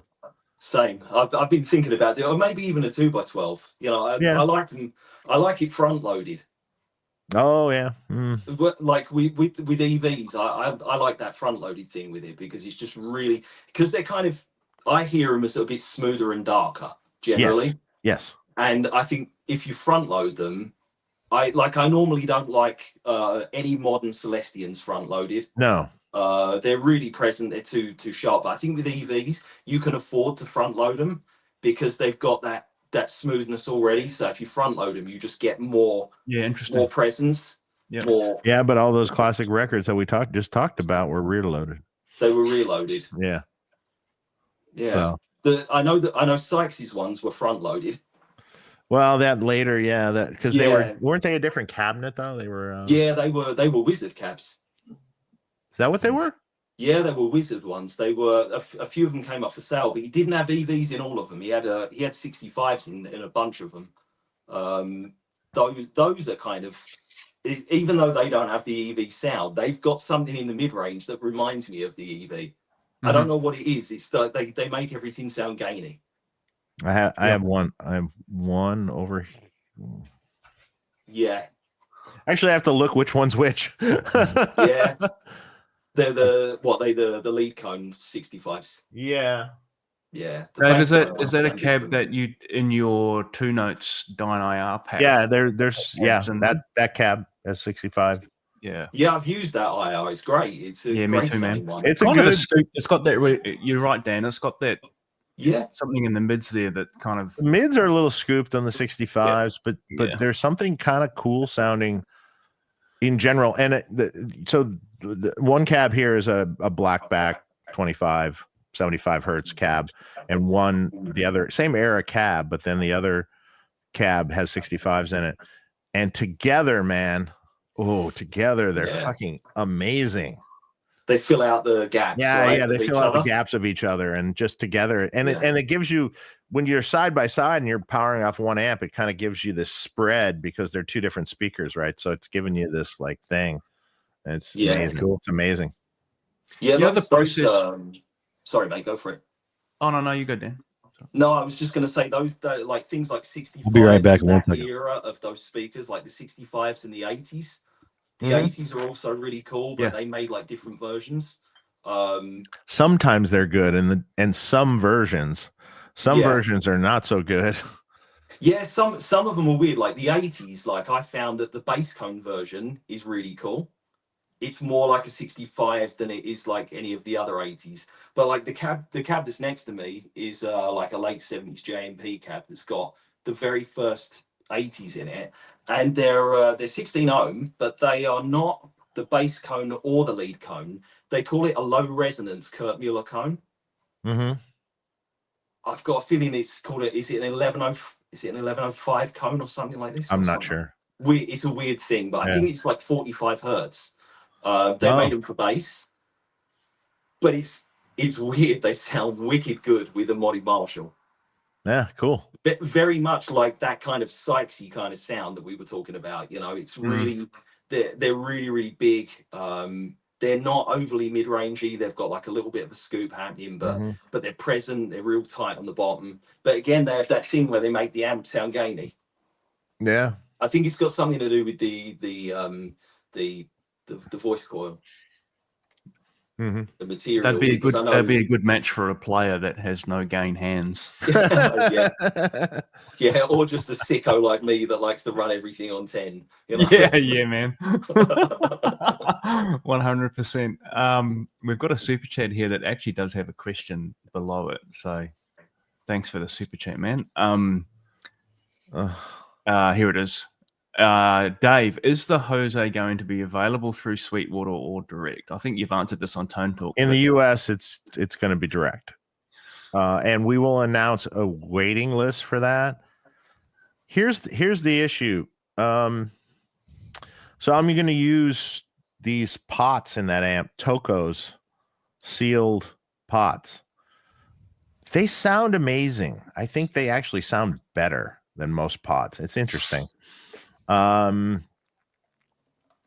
the problem is to do the size production that we have to do.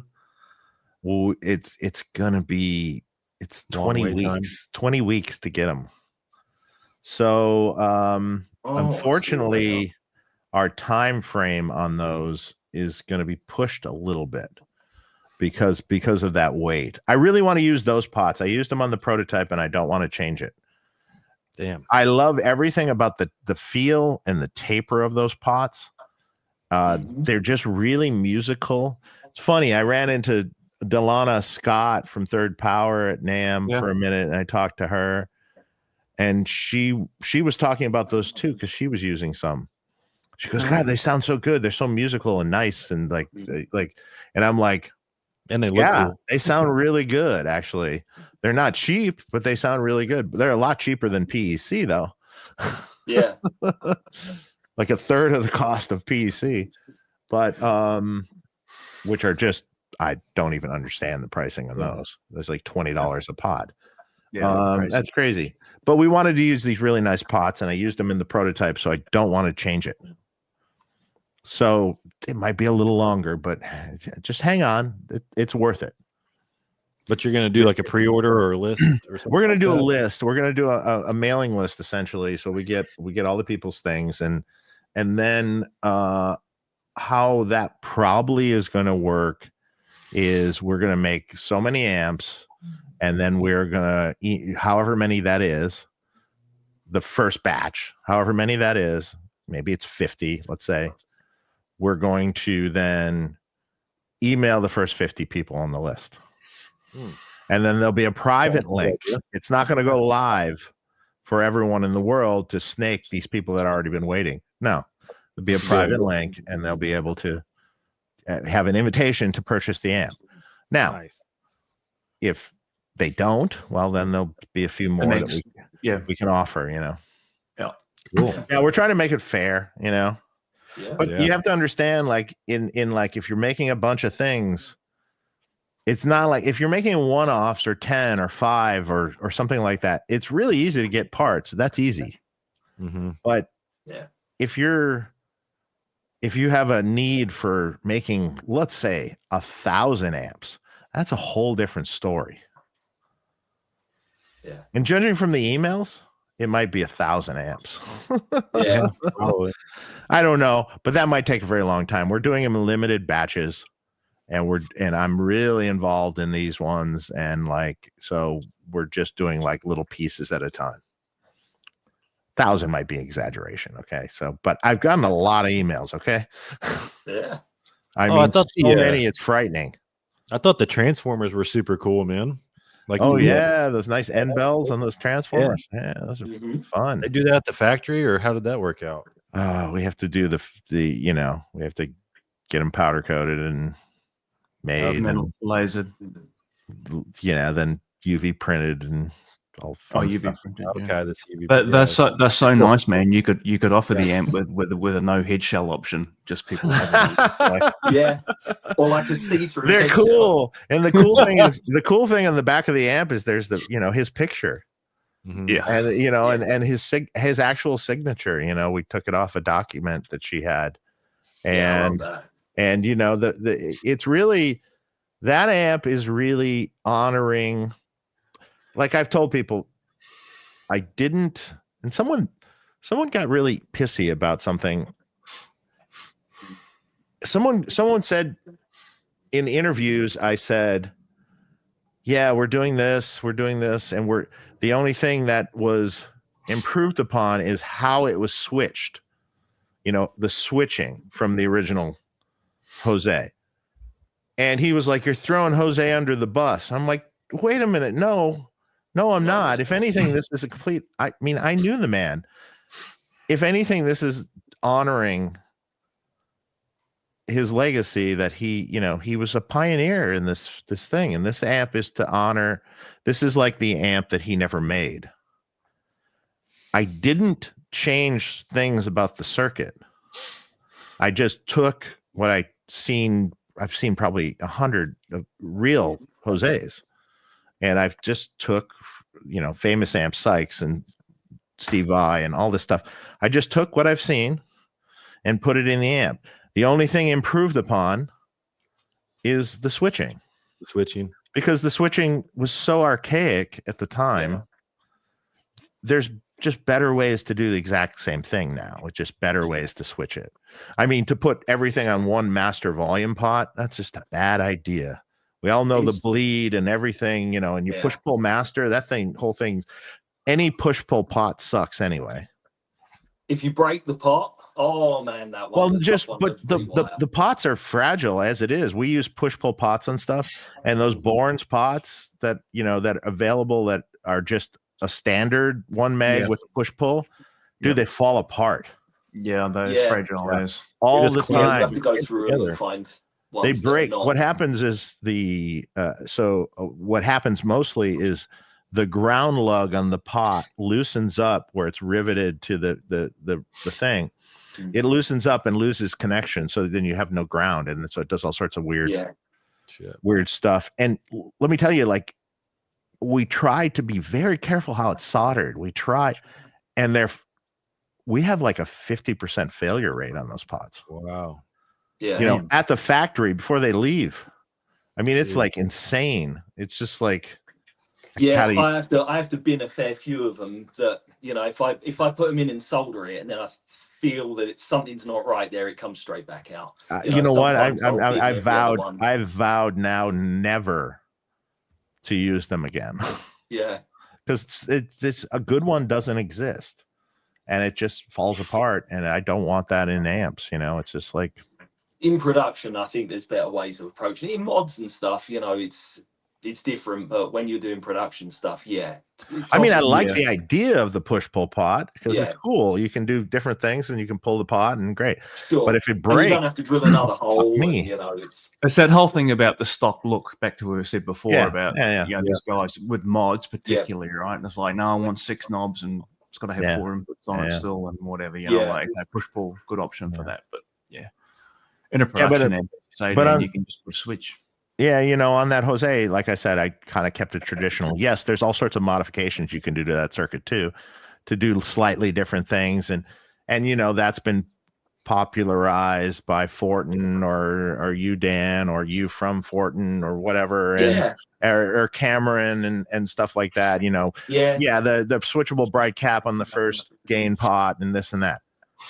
I didn't do that specifically because I didn't want to change what the core circuit was. You know, I just didn't want to. That's already been done. Let's give them the exact shit. Yeah, you don't even need to do it with that. Man, that circuit just sounds so damn good as is. Like, I kind of like the first gain pot because without a bright cap, it's kind of cool because it gets a little darker as you turn it down. And in some ways, if you're going for a lower gain tone, it actually works out better. Just turn up the presence and treble a little more. Then, you know, if you're, you know, if you're going for a super tight metal tone, maybe that bright cap's kind of cool on the front one. But I don't do the bright cap normally on the gain one when I do a Jose. Oh, good, perfect. No, I don't do a bright cap on it. That's traditional then. It's a bit overpowering, isn't it?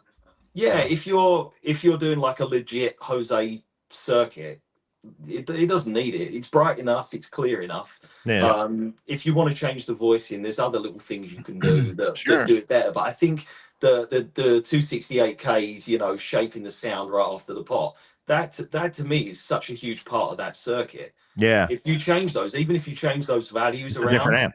It's a different amp. Yeah, it's not Jose anymore. You know, that's like the stuff I've done, which is like in the past, which has been like variations on that kind of thing. It's also got kind of a different front end anyway.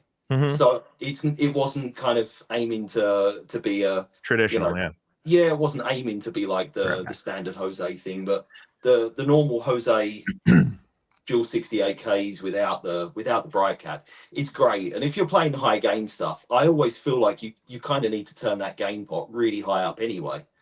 You know, you get to like 3 o'clock or beyond, and that's where all the goods are sitting at. You know, Yeah. So Dan, I often will do like that kind of mod. I will end up just doing a fixed divider there and not having a pot. I agree. You don't need to, do you? Because most people are just going to put it on 10 anyway. You know, like, exactly. And then when you've got a crank like that, then all those frequencies are coming through anyway, right? The bright caps obviously would be defeated. So absolutely.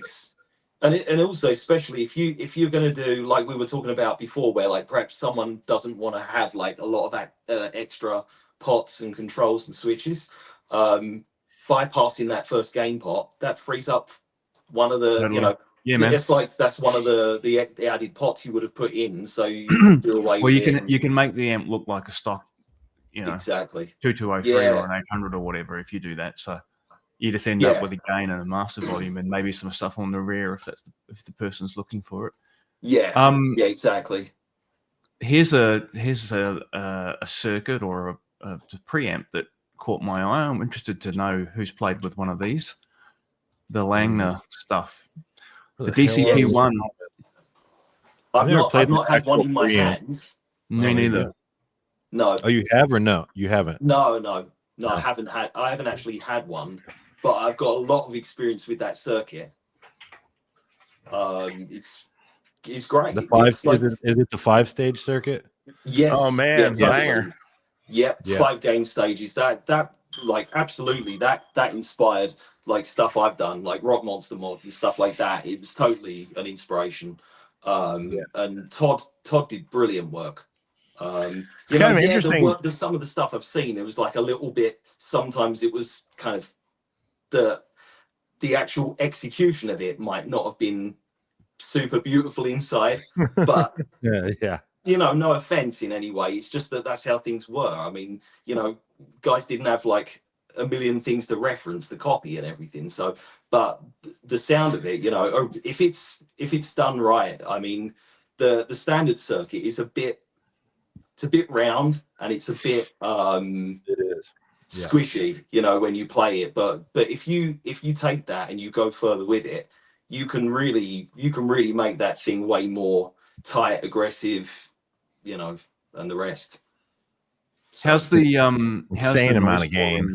How's the noise floor in the standard circuit, Dan? Like, is it? Did you have to work pretty hard, to kind of get that under control? Depends. Like with a 5 gain stage thing, you've got to do a lot of things to. Yeah. You've got to do a lot of things to keep the noise floor in check.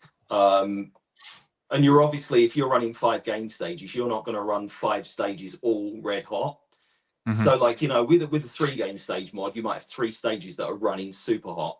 You go to 4 stages, you might want 2 or 3 of them hot, maybe only 2 of them hot, and one of them might be a cooler stage like a Soldano. You've got that like the 39k thing in there, dropping all the gain down, but it's kind of doing something. But when you go to 5 stages, obviously you've then got to be a little bit more careful, because there's a tendency for it to kind of just flatten the sound if you don't really balance things out well. But if you do it right, like I say, do it right. In my head, there's a certain sound I'm looking for, and if you get that right, you get definition, but you get a very, very flattering kind of playing feel. That's kind of like what I would say. It's a very thick sound, very much like a boosted wall of sound kind of thing. And it's not insanely noisy. Like the 5 gain stage stuff that I do is not like crazy noisy, but you can dial the gain back and it doesn't sound choked. Like you don't have to have the gain up high for it to respond good. You can run it down low and it's great too. So, but it's like the stock Langner thing, from what I can hear with it though, it's more I don't know, you can hear more like full bandwidth frequencies coming through in the gain, which flattens the frequency response a little bit. But that's probably a lot of guys were scooping that quite heavily, and I know guys like Gary Holt played Modded Marshall, the same thing in it, and like Vicious Rumors used to use it on their first couple of records, I think, and stuff like that. And it's that classic like Bay Area thrash thing. Oh, it's a wicked sound. So cool. The guitar tone on Tempo of the Damned, that's the Langner Modded Marshall, wasn't it? Pretty much straight in, I think. Sounds amazing. Yeah. I worked on a few originals. Oh, really? You've worked on a few? Yeah, a few modded originals. Yeah, it was really interesting when you saw how many gain stages were in it, and you're like scribbling it down on a piece of paper, and you're like, yeah, oh, okay, I see. They lowered the gain in this stage and this stage and this stage, and then it was kind of like just a bunch of 470K, 68K. Yeah, very, 470K or one isn't what I can't remember. 68K to ground or whatever. Yeah, it's quite a whole stage. Like a Jose gain stage times 5 lowered. In increments, kind of. Yeah. It does sound good, though. They're a little bit different. Like they're not all the same, but like generally that seems to be the architecture of the main thing. 0.47 cathode caps and different. That's a little less mid range and Man, Todd, didn't you have one, Shea? Didn't you have a? You had a I had one. I had one that Dave had worked on, and actually Cameron had modded too. Oh God. Yeah, I remember this one. Yeah. The guy was never happy. Yeah. Oh, yeah. He was. I've done a couple of amps for him. He's cool. He was a friend, But that amp in particular, it was cool, man. I thought that amp sounded great. The circuit was cool, and it's funny because I tried to work on that circuit and some other amps, and I was like, man, something's just not right. But also, Todd used some really strange capacitors. Like the components that he used were kind of wild. I forget what is that damn one called? It's gonna polystyrene. Yes. Yeah. Polystyrene. He used those little he used those and other stuff, but oh man, those things melt so easily. They do. Yeah. Don't look at them wrong. Yeah, you've got like heating them, you know, when you're soldering them. Otherwise, they look cool. Melt. It's interesting about components sometimes, though. Sometimes, like I've often like, especially with things like treble caps or peaker caps or small picofarad value things. Man, what you use in those spots really make a huge difference. It's game changer. 100% agree. You know, like whether it's a silver mica versus you know, something else, you know, it makes a massive difference on what it is and how the amp sounds and feels. And feels. And like I went down this crazy rabbit hole the other day. It was just something with an amp, and it was just like, man, I just don't like this. It's just not. There's something, you know. Someone had me do something to one of my amps actually, and I'm like listening to it, and I'm like going, I could get this better. I think I can get this better. Something's bothering me about it, and I started going down this rabbit hole of like, you know, on this particular amp, there's a you know, a plate cap, you know, across the plate resistor of the first stage, right? Just to shave off a little top end, right? And I went down this rabbit hole of the style, the kind of plate cap, the brand or style or what it's made of on this first stage. And I like started pulling out because I got a whole bunch of different things, you know. I'm like going, there's something in this top end that's bothering me. There's some sort of harshness, like in really high frequencies, like just that I just wasn't digging. And so I just went down this weird rabbit hole. Sometimes you do this on the bench and you just like, I wonder if we just try these things. And you start clipping things in, you know, and I had like, at one time I had 5 caps attached to the plate resistor, and I was just taking the clip lead and moving them from one cap to the next, you know. You need one of these. Well, I have, but specifically, this was the makeup. These caps were all the same values. Yeah, I did one of those for 470 puff caps. Yeah, but yeah, exactly, right, exactly. But like all different types, but same silver value. Mica, different kinds of silver mica, different kinds of ceramic. There's a 470 picofarad orange drop that's made.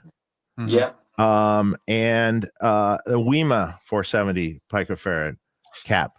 And like you're switching between that, and this is just the one cap. Yeah. And fuck me if it didn't change the response. And they were all like basically they all read basically the same value. So, you know, give or take a couple picofarad, you know. And like, so throw that out of the equation. It's material. And it was like, fuck me if it isn't radically different. Yeah. Like the WEMA, God, that sucked.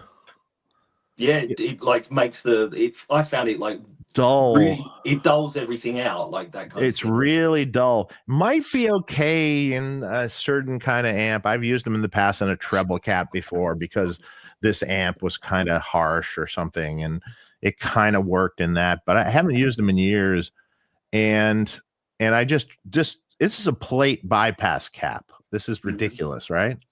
Yeah. But I'm like, I clip that and I'm like, oh no, not that one.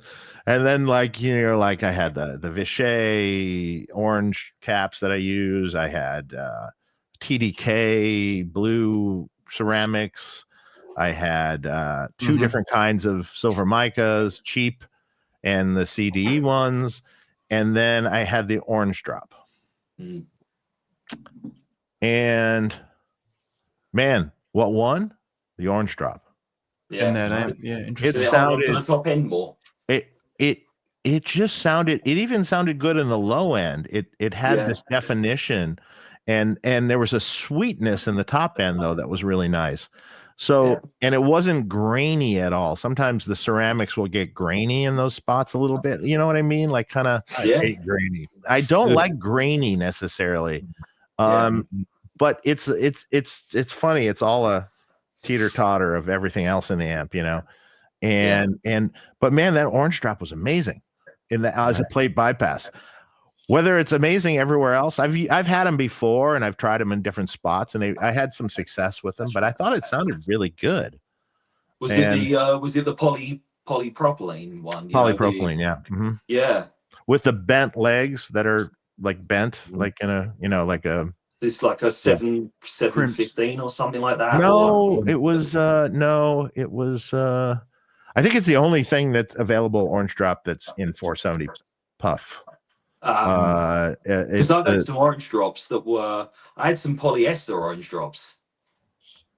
Those were cool. Let's see if I can. I might be able to tell you what it is specifically. Might have some in it. Yeah, I agree with you though, man. You know, one thing is like when you do if you're doing the same circuit over and over and over and over, and then you start, so you know how it sounds, and then you start messing with the different component, the types, then you can. Oh, there you go. That one.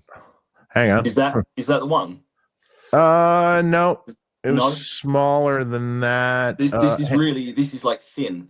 Hang on, I'll tell you right now. Oh, maybe it is. Hold on a second. I'll tell you in a second. 225p. What's up, Jason? Yeah. I don't know how to get this. Jason's taking notes right now. I need a lesson from Mark about how to. Were you going to full screen Dan with that one? Here we go. There we go. Okay. Oh, there we go. Cool. Wait. Let me see if I can get it back. It might be it. Hold on 1 second. I'll tell you what it is exactly in 2 seconds. Pull it back just a hair, Dan. Pull it back. Pull it back. It's getting close right there. What does that say?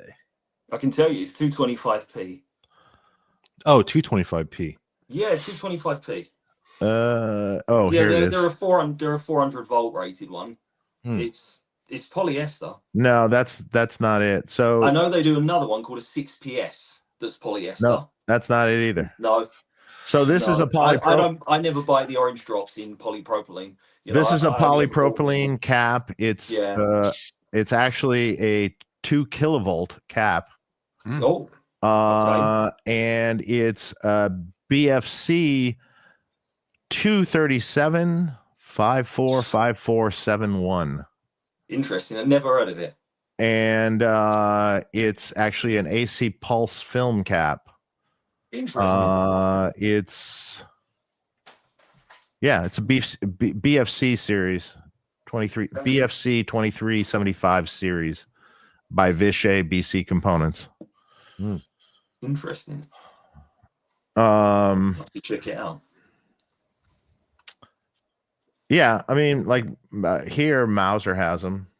Yeah, not a shit ton, but they have like a the trouble is these kind of things, like you don't want them in like large quantities or anything, and then they can be like 3 or 4 pound a cap or something, you know. But if you buy 100 of them, they'll do them for like 90p a cap or something. Yeah, you know. And then these are like 1 piece quantity is $1.76. 100 piece, that's quite cheap. 100 piece quantity is 81 cents US. Yeah. So it's relatively cheap. Yeah. I mean, silver micas are a lot more. Oh, yeah. I don't like them so much. Yeah. I don't use them. It was interesting. They've got a sound. They've got their own thing. Nothing else does it. Yeah, that's true. They're really good in certain things, and then other things they just can sound sterile. It's weird. I don't know. Right. You got away from those, Dave, didn't you? The silver micas. Yeah, well, you know, the funny thing is I used the cheaper silver micas actually almost sound better than the more expensive ones, but there's issues with them because they'll crackle and do some weird shit. So I stopped using them, although they bleed DC. There were things about them sonically I sort of like the cheaper ones, that is, not necessarily the other ones. And when I went to the ceramics, there is a slight graininess that I don't care for. Yeah. And this is the thing that always bothers me a bit. And so that's, I went down this rabbit hole with this one cap in this amp. In the end, the amp I thought sounded amazing when I was done with, and I basically did what the guy wanted, but that one cap was really key in making it sound kind of nice. So I instantly went and ordered some more. Yeah. Of course. Because I thought that they were kind of cool I didn't try them. I mean, I think in the past I've tried them before in other stages, like a treble cap or something, and they've been pretty cool then too. Yeah. So, I mean, I think it's amp dependent, and you have to kind of just listen, and it's a cool little in your bag of tricks, little arsenal bag of tricks, it's like, yeah. I think when you're doing mods, this kind of stuff is also tricky because what can be one recipe that works really good with one amp, you'll go to do it again on the next one and you'll be like, fuck, it doesn't sound anything like. Yeah, you gotta go, wow, this amp's really kind of bright and harsh. Oh fuck. Yeah. How do I fix this? Yeah.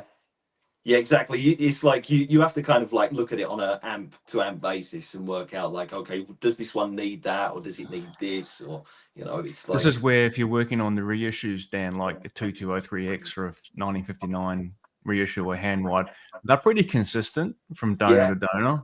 But if you're getting Marshalls from the 70s and stuff, they all sound, starting point's always different, Yeah, there's an interesting thing about this though, and I'll mention this while I'm with you guys, because have you ever noticed, like for me, obviously, when I'm working on these amps, I've got them on the 230 volt setting, and I'm feeding it like, or it's 230 or 240. I'm not sure. I can't remember. I think some of them are 240. But if I dial that in exactly, I get a certain plate voltage, and then if I then variac that down to the exact voltage of the US setting, which is 120, I think, on the newer Marshalls, and I've got it dead nuts on 120, the plate voltage is lower when I'm on the 120 versus the 240. Yeah. There's something there. There's something there. You also have 50 cycles. Yeah. Yep. Yeah, so it definitely changes things. So I haven't had that experience as much, but then with 50 cycles, it's the same. Yeah. Or like 60 cycles here if you go up to 240. I do have, actually, I could do this test because I do have a Kikusui power supply that I can change the cycles. Yeah. On. You should do that. So that would be an interesting test. Because it's interesting. I've not had, I didn't really dive too deep into it, but it was something that I just noticed when I was playing around. Well, we've definitely done. So I've built many amps here that have ended up being shipped to Shea. Yeah. In distribution to a customer in the US. So so many times I've had a conversation where Shea's got the amp up and running, and he's got, I've tested it here at 120 with my Variac, just exactly what you said, Dan. And then Shea fires that same amp up, right, with the same transformers at US wall voltage, and he rings me up and he goes, "Did you fucking bias this amp?" Like, because it's just way off. Yeah, like the plate voltage is either like up or down. It's generally down. Yeah, and it's all, it can be off. Like, it's weird.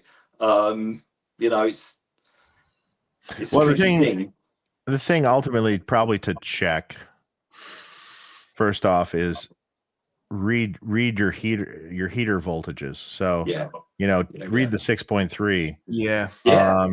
And I would say almost like set it up where it's 6.3 on both.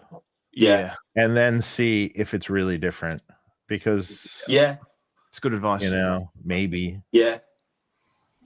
Might be a little bit off, on the Variac or something. And the other thing is, by the time it gets to someone's place, like 90% of players don't use a Variac. Their wall voltage could be above. Well, 90% of the places I know in the UK, I mean, I'm sorry. From what I've gathered from people I talk to, what is the wall voltage in the UK? I don't really know. It's supposed to be 230, but a lot of places it's 240 or somewhere between the two. It's I'm pretty sure nowadays it's supposed to be 240, but I get higher voltage here. It's 245. Yeah, so you get 245. Now, Yeah, I I get talked to a lot of 245 or people in 243. England that say it's supposed to be 230, but I get 235. Yeah. So we ship all European amps at 240, not 230. Yeah. And I had someone ask me, why don't you do 230? I go, well, because of this. Yeah, right here. I'd rather ship it at 240 and have it be 10 volts lower than have it ship 230 and have it 10 volts higher. That's bad. Yeah, you don't want it the other way. No. Yeah. But yeah, I mean, at least where I live, it can be high. You know, it's higher than 240. And in the US, there's some places that are 126. Yeah. Which is, 6 volts higher than it should be. Yeah. Well, actually, technically, our voltage is supposed to be 117, I think. Yeah.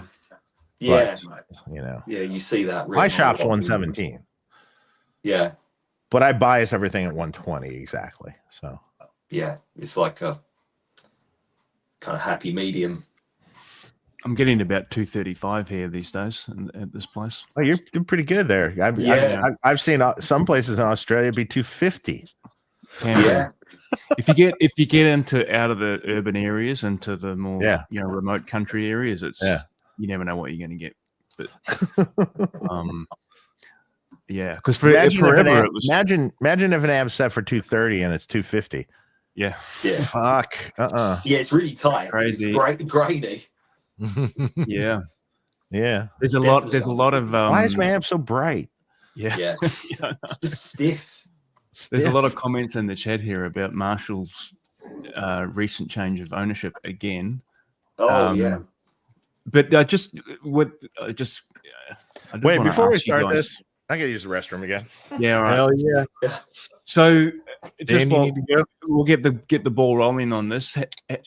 Dan, have you seen the factory modded Marshalls? Have you seen one yet in the flesh? No, not in the flesh. I've seen gut shots of the new ones and seen like how they've implemented it and everything.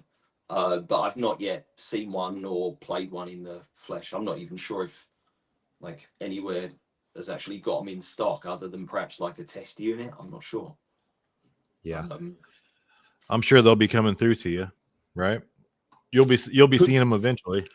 Could be, but I think that the guys who come to me have got no interest in it. I don't think they've marketed this modded amp to the guys that like modded amps. This is just my opinion. So like when they came out with this, like my first thought immediately when I saw it was, oh, cool. Then when I kind of listened to it, I thought, okay, it's variations more like based on a stock sound.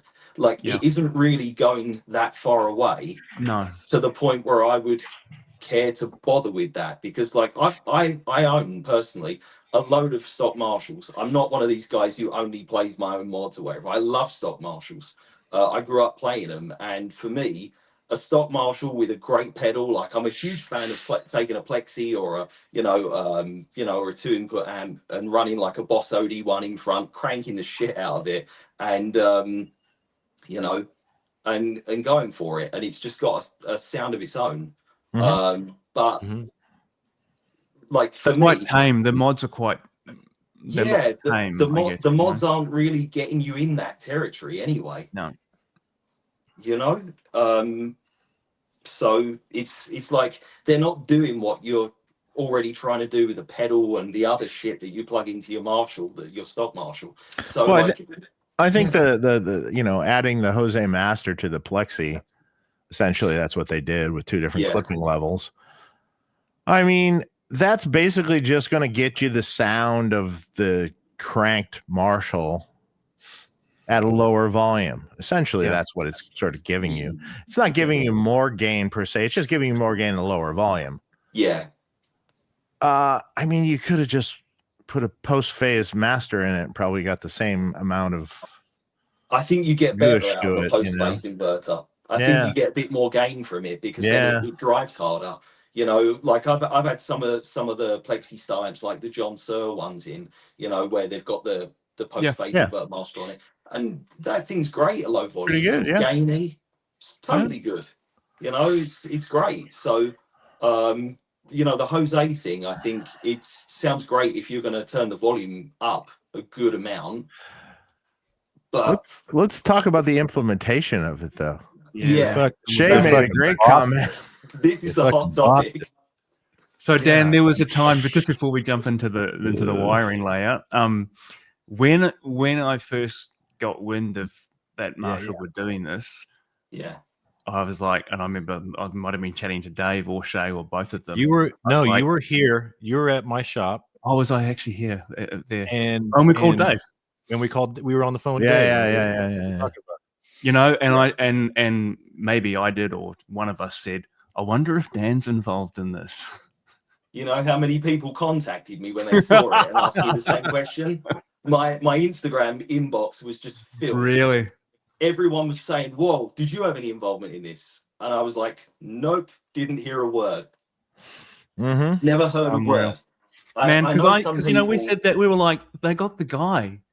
He's in the UK, right? He's right there. Why don't they fucking call him? What did they do? They just dropped the ball on that, man. Yeah, it was somebody on LinkedIn, kind of too little, too late kind of scenario. I mean, you know, I don't. Boy, I love the comment that you made, Shea. When you posted the picture and you're like, I see where the sound's coming from. It's all the crosstalk that they're going directly into the phase inverter. It's just crazy, man. I mean it just wires strewn across to the master volume pod, which was at the input, which should never be at that input. Right where the input jack is. My God, that's the worst place ever to put that master volume. For that, how much signal level is coming off the cathode follower at that point. It's just like, well, I mean, like someone said to me from the NAMM show, they were like, oh, you know, that would probably explain why when I played it at NAMM, the thing was squealing the second we got it above 0 or something. So I don't know. Most definitely would.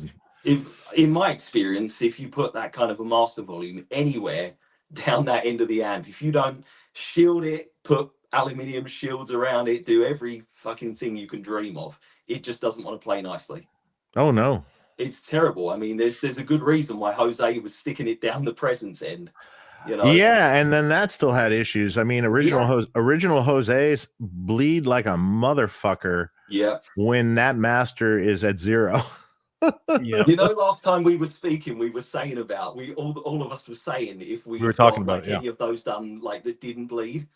I just did like a fully loaded like 2-channel Jose to this thing with 2 master volumes on it, like switchable. It doesn't bleed anything on 0. Good job. Well, that's experience and getting that. Yeah, I was like celebrating. It's all in the layout, can man. Definitely be done. It's just it can be done. You've just got to be really, really careful with it. You gotta know where it's coming from, right? Like once you understand that, you can work around it. It's like it's even harder to try to get it good on a PCB. Yeah. So it's really tricky. And I managed to get it down to, I would say, I mean, I guess if you stuck your head right up to the speaker, it's at 0. Maybe you would hear just the faintest of faint.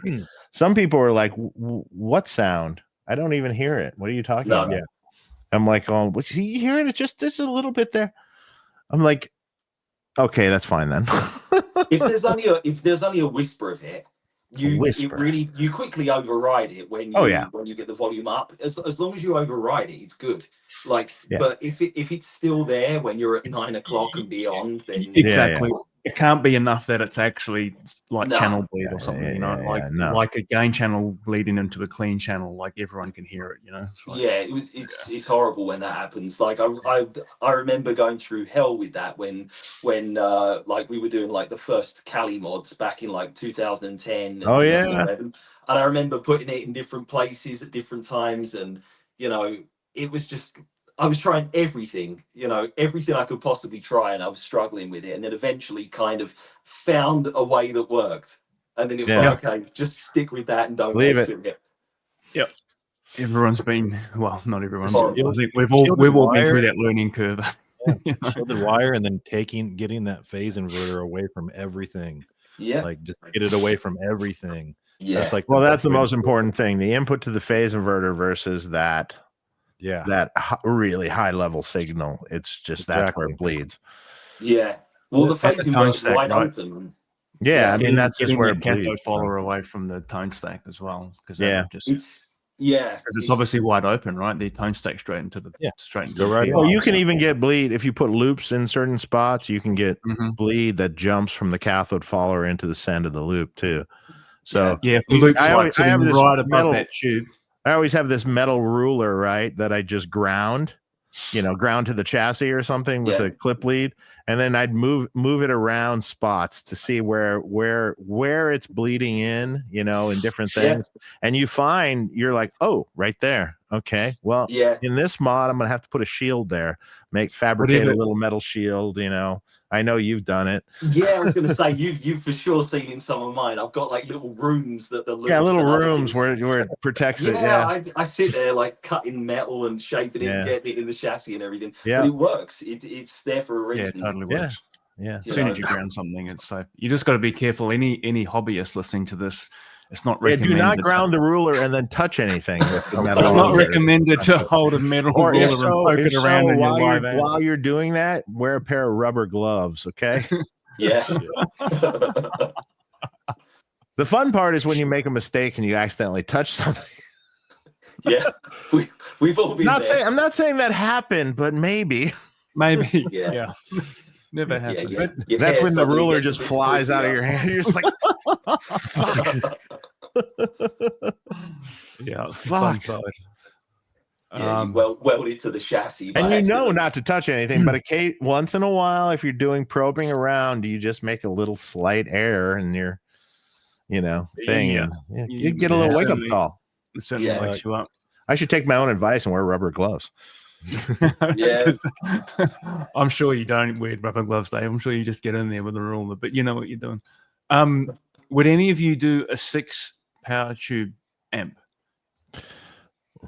Why? Why not put 8 or 10 in there? I don't know.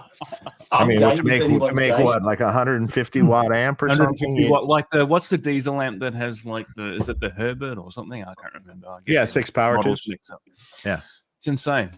So what's this, like 200 watts or 150, 180, something like that? Yeah. So, I mean, do you really need it? I don't know. I don't think really need it to be that loud. I don't know though, but the need or want. I mean, like I like the idea. I've modded a couple Marshall majors.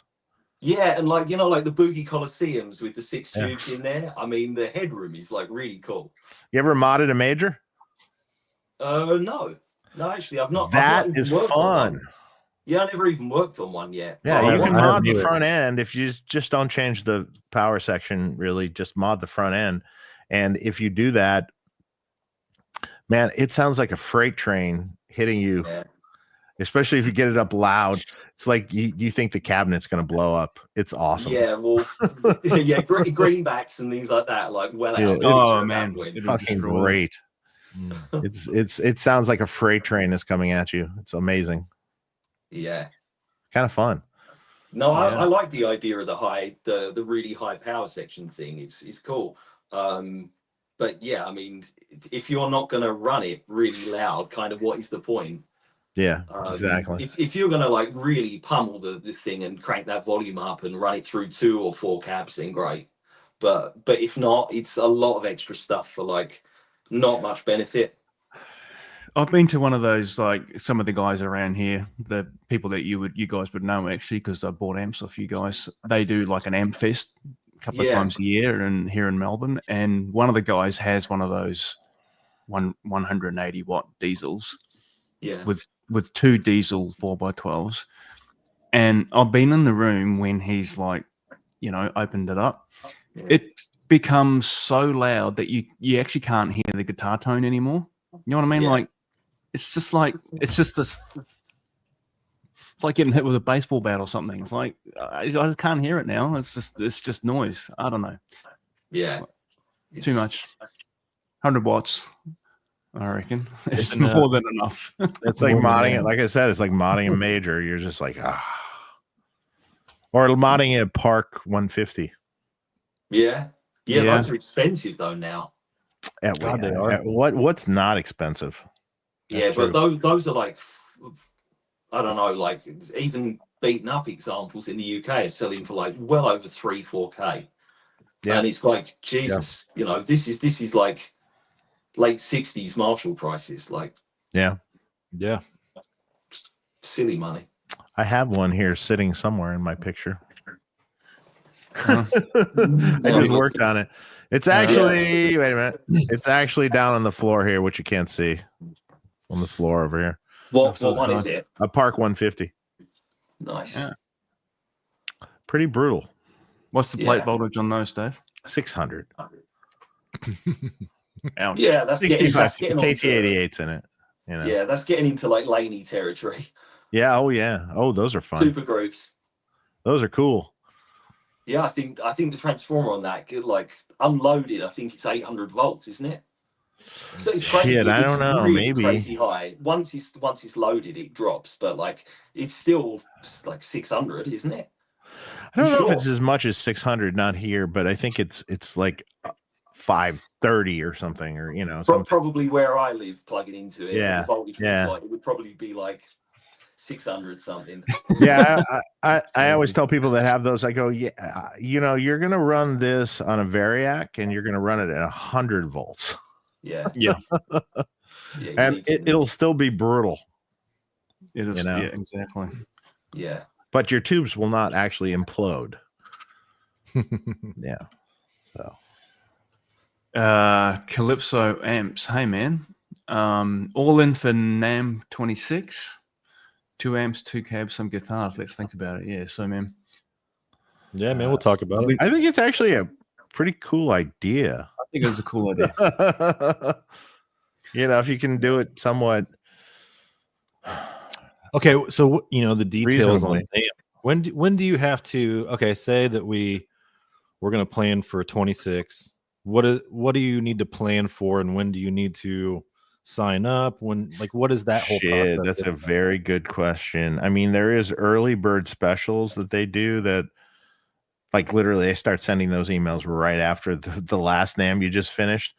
There is some early bird specials they'll do on some stuff, but I don't know how much of a discount it really is. I don't really have that details because I don't handle it. Yeah. So our guy at our factory, Todd, handles all that, and he would be the guy to ask. He's got it wired at this point, so he knows all the ins and outs and all the bullshit that you got to deal with. Excuse me. Could talk to Kyle at KSR too. Obviously, he's done it quite a bit. Yeah, he's done it. Sure. He had amps in his hotel room this time. Yeah, saw that. Yeah, there's that.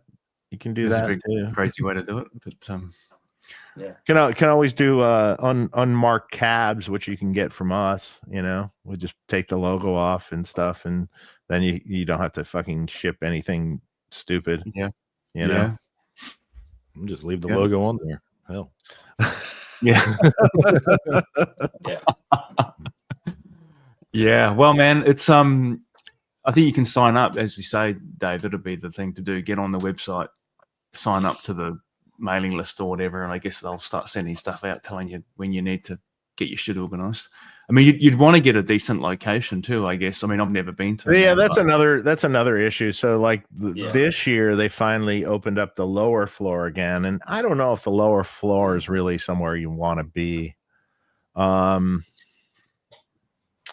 think it depends on when you sign up and who you know, and like we have friends in the organization, and we have a little more clout and power with that. And like if we bitch about our place, they'll move us, you know.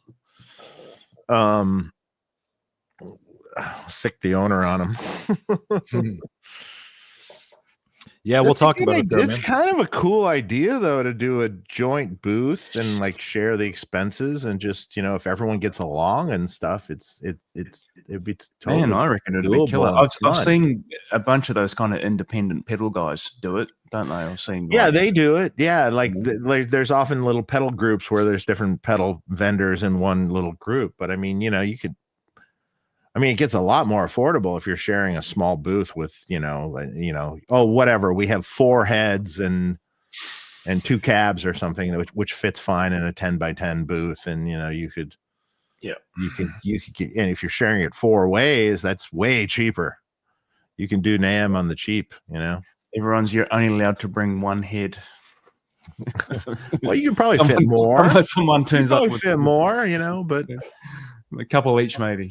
Yeah, it is. I'll tell you what, though, man, it is super good for the industry because I mean, when NAMM's going, like it just happened, everybody's watching the videos. I mean, I'm getting tons of emails again.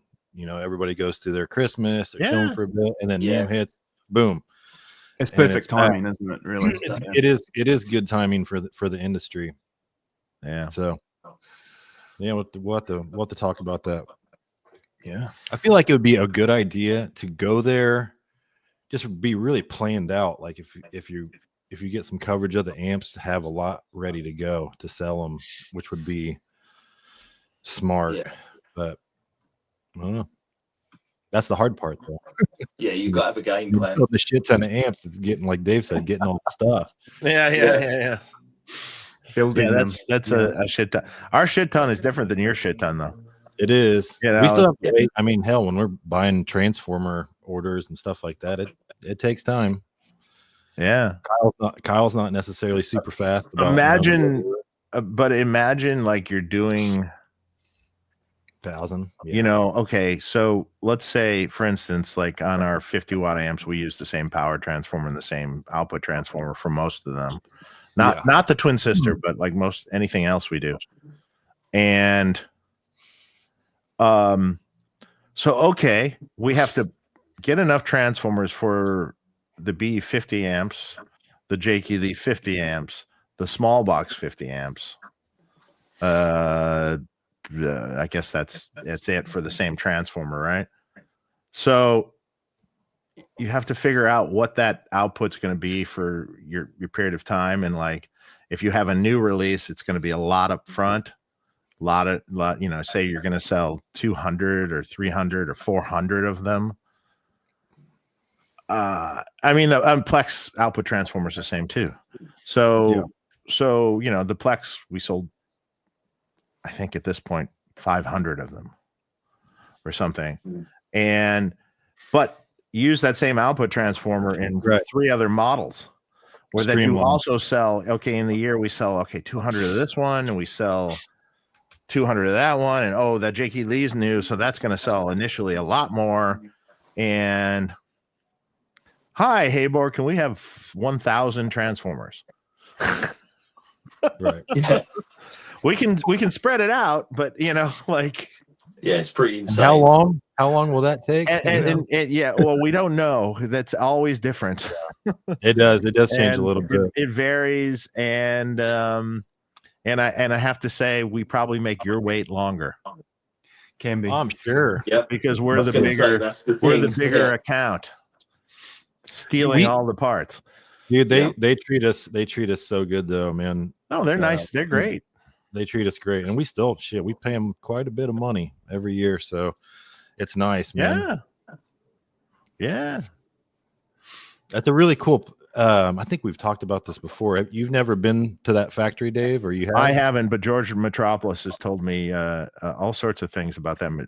I mean, basically, there's a bunch of machines from 1950 something in their factory, and things are done old school way. And on Fridays, they all go fishing. Oh, sweet. Generally, Fridays isn't a day to call there because there's no one there. Yeah, they all go out and they take Friday off, kind of. So, dude, they're awesome. One time we had an order in, and Dawn, the receptionist, was she has some family close to me, and she was like, "Hey, we're just going to be near you. You want me to bring your order to you?" Which was like a huge order, and I was like, "Yeah, that would be freaking awesome." So they're just, I think all those I would never go anywhere else for transformers. Yeah, we always just deal with Arlen. Arlen, yeah. He's super cool. Alan the legend. Legend. Well, there was used to be Alden too. There was an Arlen and an Alden. They both knew their shit, but I think it's mostly Arlen now. I think Alden might be semi-retired. A question here from Son of Pyro. Thanks for the super chat, man. After decades of hardtail Bigsby playing, I want to get into a double locking floating trem style guitar, maybe sub 1500 USD, not too modern, flashy, passive pickups, maybe a Pro Mod or Sick Boy. Get well soon. So I think recommendations on a Floyd loaded guitar sub 1500. Pro Mod might be cool. Pro Mod. Oh, there we go. Yeah, there you go. Pro Mod. Sick. Look at that. Look at that blue. Beautiful, right? Miami blue. Gold hardware. Yeah. Super cool. Like, you can get these. I think this was like on the used market. I paid £500 for it. Yeah. Oh, wow. That's a bargain. Yeah, like Floyd Rose 1000 is totally good. Is it a recessed trem then? Is that it's recessed. Yeah, it's fully recessed. Came with JB 59. I took them out. This one's got some DiMarzios in it, but I normally put bare knuckles in everything. But like, yeah, this one's cool. They're great though. They're great guitars. You don't have to do much to them. Highly recommend it. You know, yeah. Jason, you about to grab yours? Yeah, that's right. And if you like to mod guitars like I do, then this is my latest guitar. Oh, look at that! Is that a Pro Mod? Yeah, it's a USA. It's a 2009. Oh, beautiful. Polar white. Brett Kingman, the YouTuber. You guys, most of you guys will know Brett. JB. I love it. I'm not in love with the JB. JB has a sound. It's interesting. It's kind of I understand. Like, and I like it's a thing. But I mean, I was interested, Dan. You just said you changed yours out. Yeah. You know, I think a JB is better as a pickup into a stock Marshall. Yeah, than it is into a modded Marshall. Like if you play it into a Plexi or something, it's pretty cool. Yeah, it's really cool. But you know, I think it was geared more towards that, actually pushing the front end of a more stock amp. You know, as I like PAFE kind of things, and into a high gain amp. You know, it's so funny. You go full circle with pickups all the time, and you know, I have a guitar around here that has just a 59 in the bridge. And you know, like I'll plug it in sometimes, I'll listen to multiple guitars, you know, through an amp, and I'll be like, well, fuck me, that's still great. The 59 sounds great. Yeah, you know? I mean, like it's sound and off. There's something in the top end that I really like about that pickup. I don't know. There's something kind of cool. Yeah, it's chirpy, it's crisp. Chirpy, and crisp and fun. But you know, with the JB, you got to think also at that time everyone was boosting their amps with pedals, so it tightens up the flub. But if you're not doing that, then like for me, I came from the JB thing and the super distortion and all that kind of stuff, and I went through everything, and I kind of found for me that the perfect modern take on that, where you don't need anything to tighten it up, was the bare knuckle Holy Diver. Oh yeah. It's killer. It's like it doesn't have the mid honk that you get with the JB. It's not got that really overly honk mild thing like a wild pedal. It's got less of it, but the top and the bottom is like honed in a little bit. It doesn't go strident on the top, and the bottom end doesn't extend down too low and get like squishy. But it's not unforgiving. You know, it's like the right balance of all the things you want. That one's really good, and like in this one, I've got a bare knuckle crawler. That is killer. It's got like that kind of a little bit more give, like so. It's a little bit more JB styled to my ears, but it's I don't know. It's still more articulate. Yeah, cool. Really, hey, Tim makes great pickups. Yeah, Tim makes amazing stuff. It's amazing. Yeah, he's you know, he uses my amps. Yeah, in his live gig, he uses a Dirty Shirley and or a Twin Sister. He really likes it. He's got one that he's sending over to me for some servicing. So Oh That's yeah, coming which over one? probably. The Dirty Shirley. Oh okay. I think he's got one or two of them. Did you say? I know he has a twin sister too. He's been using. Maybe. But he likes both. Yeah. Yeah. Yeah. He's sending over. He's sending over one of them. I think it's the Dirty Shirley. So that would be cool. It'd be really cool to check it out. Yeah. So it's cool. It has a certain feel to it. It has like a cool. It's a pretty fat amp. It's like bassy. It's bass heavy. So you probably turn the bass down, the mids up, the treble and presence up a little bit. But so it's a take kind of the power section is more of a JTM 45. So it's like a modded JTM 45y kind of thing. But it's got this cool saggy cool thing when you smack the guitar really hard. It's got a neat sound. Yeah, it's pretty cool. I got a feeling that I had one that I worked on once before. Yeah, it's not going for like a tight metal thing. It's definitely classic. No. I'm pretty sure it came in, and like the guy at the time had got one, but he kind of wanted to get it like Jose-ified or something. Oh yeah, probably. And I did. I like Jose-ed the front end on it, but it was cool though, because you know what? It didn't even modded. It retained that bottom end squishy we were talking about. Yeah, it was so easy to play. The cool thing about the Shirley is if you hit it with, say, like we have a Buxom boost pedal, which you can tighten the low end on. If you hit that amp and tighten it up and make it more metal sounding with that pedal.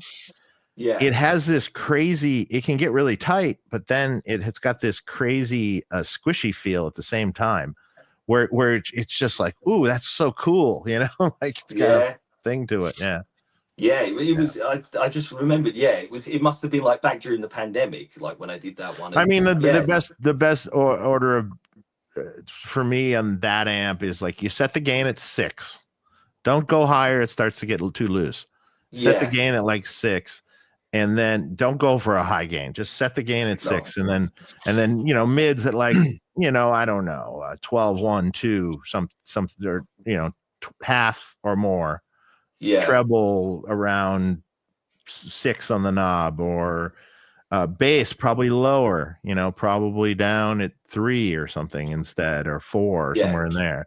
Presence also around 6-ish, and if you just do that and hit a chord, you're like, oh yeah, there we go. Yeah, it's just got that sound and feel to it. But then the harder you smack it, the more it gives it that gooey thing, you know? Yeah, it's that greasy kind of playing field that's really easy. Yeah. Really, really fun. Dave, someone's asking if there's going to be a Hiwatt inspired amp in the vintage line eventually, and what do you guys think of the Wizard stuff? I love Hiwatts. Would there be a Hiwatt? You know, here's the thing. I'm not a Hiwatt expert, so I love Hiwatts, but I just don't know them inside and out as far as the whole architecture of them.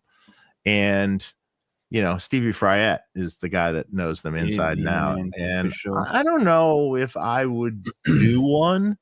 I don't know if the market would be big enough for it. Yeah. You know, but I do love them. That's for sure. Wizard amps. Brutal. Yeah. If I could rip your head off. That's, you know, they're cool amps. Yeah, he makes a killer amp. Yeah, he makes a great amp. Yeah, there's some little design quirks here and there, but like, it's a killer sounding amp for sure. Yeah, it's got its own sound. It's like you can hear that, and it's like just fills the room, right? Yeah, it's meant to be played loud. It's not a quiet amp. It wants to be. Yeah, it wants to be played. Yeah, that's not a bedroom amp. Your neighbors are gonna come knocking. And they open up, like they actually need volume, those amps, I think. They need volume. It sounds really good if you can get where the master is, I think, like the master's volume quite early in the circuit. So sound guys are gonna hate you. Yeah. Brad's saying, Australia we're known as a 240 volt country, that's right, but actually officially 230. So bullshit. It's true. Like if you look at it, like I think there was a move a few years back to align with the EU. Yeah, I understand. But none of the infrastructure changed. So it was like, it's 230 on paper, but everyone. But sometimes as high as 255 to 260. That's crazy. So imagine if your amp's set at 230 and you do that. See, there you go, 252 AC from Alex.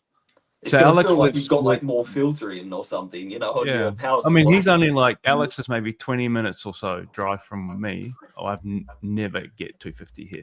Yeah. So here's the thing: if the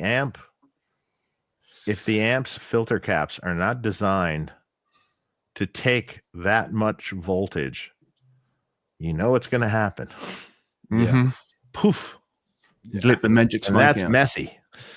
It's messy and it stinks. Oh, God, it's terrible. It's really hard to get rid of the smell out of a room when that's happened. Smells so bad. What a mess, messy. man. What a mess. So we should always recommend in Australia maybe a brown box. Maybe maybe just get a Variac and knock it down. I just use my Variac. Yeah. MI Audio, Michael Ibrahim. So he's a Sydney-based guy. Had some contact with him lately, actually. So it's been really nice because he kind of was out of the game for a long time. Oh, MI Audio, I remember them. Yeah, he used to make some pedals that were really cool. Yeah, I remember the pedals. What was the pedal? There was an overdrive pedal that shoot, it was cool sounding. I remember that. I remember the name of it. That thing.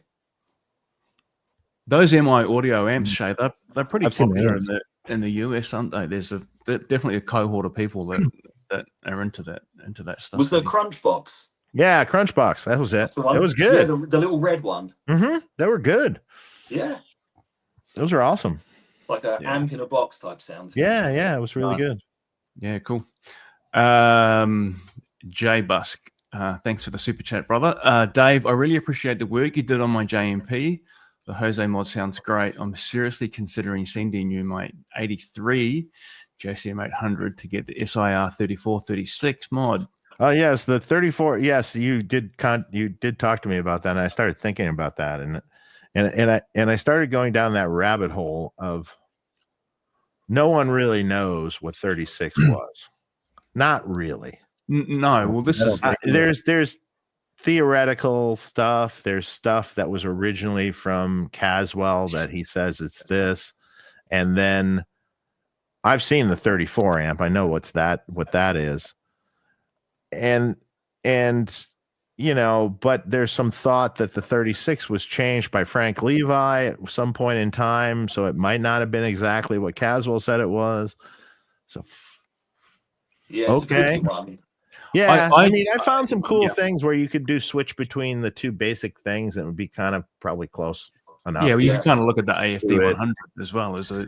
Yeah, you can look at that, but that's a little weird too. It's an interpretation of it. But for this stuff, that rabbit hole as well. Yeah. They doubled up the first gain stage in that, and then I started saving some schematics when I was looking when you contacted me, Jay. About what I might do if you asked me to do this. And I was like, oh, yeah. Started saving some schematics, and I was like, I could do that. Because there were a couple good ones out there that were like, that basically does it. Yeah, that's cool. Yeah. I kind of take requests like this one, which is common, right? The SIR 3436 thing is more like what we were saying before about understanding the sound that someone wants. Yeah. Like if you just attempt to replicate that from a schematic verbatim, probably not going to sound good. Because the schematic might not be right. Maybe not. I mean, the 34, right? So I worked on the original. So I worked on slashes several times. And documented then, man, that was brutally bright. Yeah. And it had 6550s in it. So it was. I mean, I was turning presences and trebles down to like 2. Wow. And it was still bright. It cut like a mother. It sounded cool, though. I mean, it was good. It sounded cool. If I actually had to do that now, like a 34, I might actually even consider putting an audio taper treble pot just so you're not so concerned about where it's sitting. It'll look more normal to you. So Dave, that guy, Tom Abrahams, the front of house guy who was on Tone Talk, I ended up having an email conversation with him about a year or so ago. I think he reached out to me after I was on. You had me on Tone Talk, and anyway, it's a really nice conversation back and forward. But he ended up talking about the 34, and he said it's the brightest amp when you hear it by itself, it's just like you can't bear it. But he said in a mix, it's amazing. Oh yeah, in a band mix, like that amp is built to sit with a band. Yeah. By itself, he said you just can't bear it. Well, you can bear it. I actually like the 34. I don't think you actually need any more gain than that. I think it's fine. I mean, the Slash stuff didn't have that much gain anyway when you listen to it on record. It wasn't like super gainy. It was bright and percussive and a Les Paul smacking it, and I wonder what was in that 36, because I don't think it's what people think it is. I think I've got pretty close to it, but it's been a rabbit hole. I got it to the point where if I ran it through G1280s, which I heard was the thing on Appetite, could be that was supposedly the thing, with one of my Les Pauls, it was indistinguishable from the original. Cool. It was to the point where I was laughing out loud as I was playing Sweet Child of Mine. It was so creepy because it's got that really. There's a certain hollowness to it.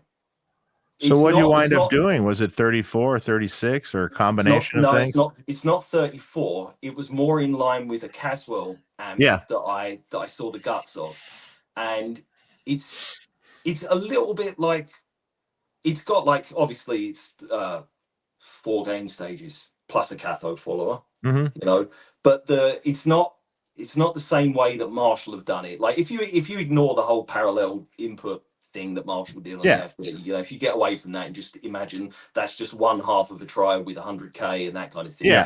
It's not that far off of it, but it did have 2 gain controls. Because those Caswell amps did have a gain 1 and a gain 2, a little bit like a Jose had. Yeah. So you can't run like both of the gains flat out. It just doesn't sound good. But there's a bunch of stuff in there that adds up to that sound. Like there's the hot shield. Oh yeah, that rolls all the top end off. Yeah, but then if you just do that with a modern day cable, it's not quite the same as if you use that old high capacitance shielded cable they used back in the day. That's even more high end roll off. I measured like nearly 400 puff on like a small piece of. You got to measure the length as well, right? The length matters. So you got it. So if it's the Marshall was originally very short, that little cable, and I mean I don't generally like that at all. No, I'm not. But if you use a high capacitance or a low capacitance cable, it actually can be kind of pleasing because it'll just roll a little bit.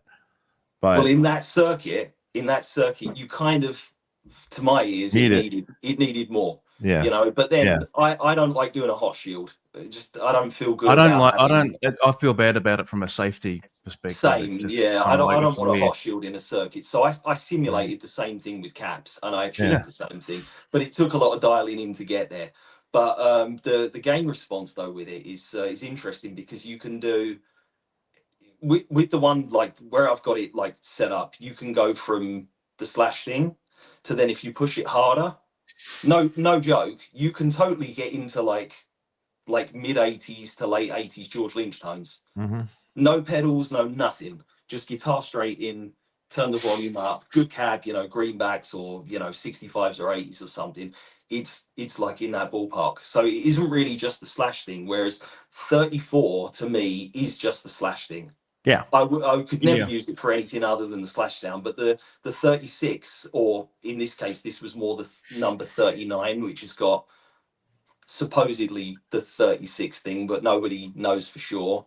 The 4 gain stage thing, switchable between 3 and 4, is the 39, as far as I know, which was a Super Trem. Yeah, or it was a Super Trem or Super PA or some shit. But that's what I was aiming for. That's what I was shooting for, that kind of sound in my head. To be able to go between 2 modes, and the lower gain mode isn't so dead nuts on to the 4 that we were talking about. That's more its own thing, but it's close. But the high gain setting on it, you know, like with the extra tube in, but not turned up really super high, was really close.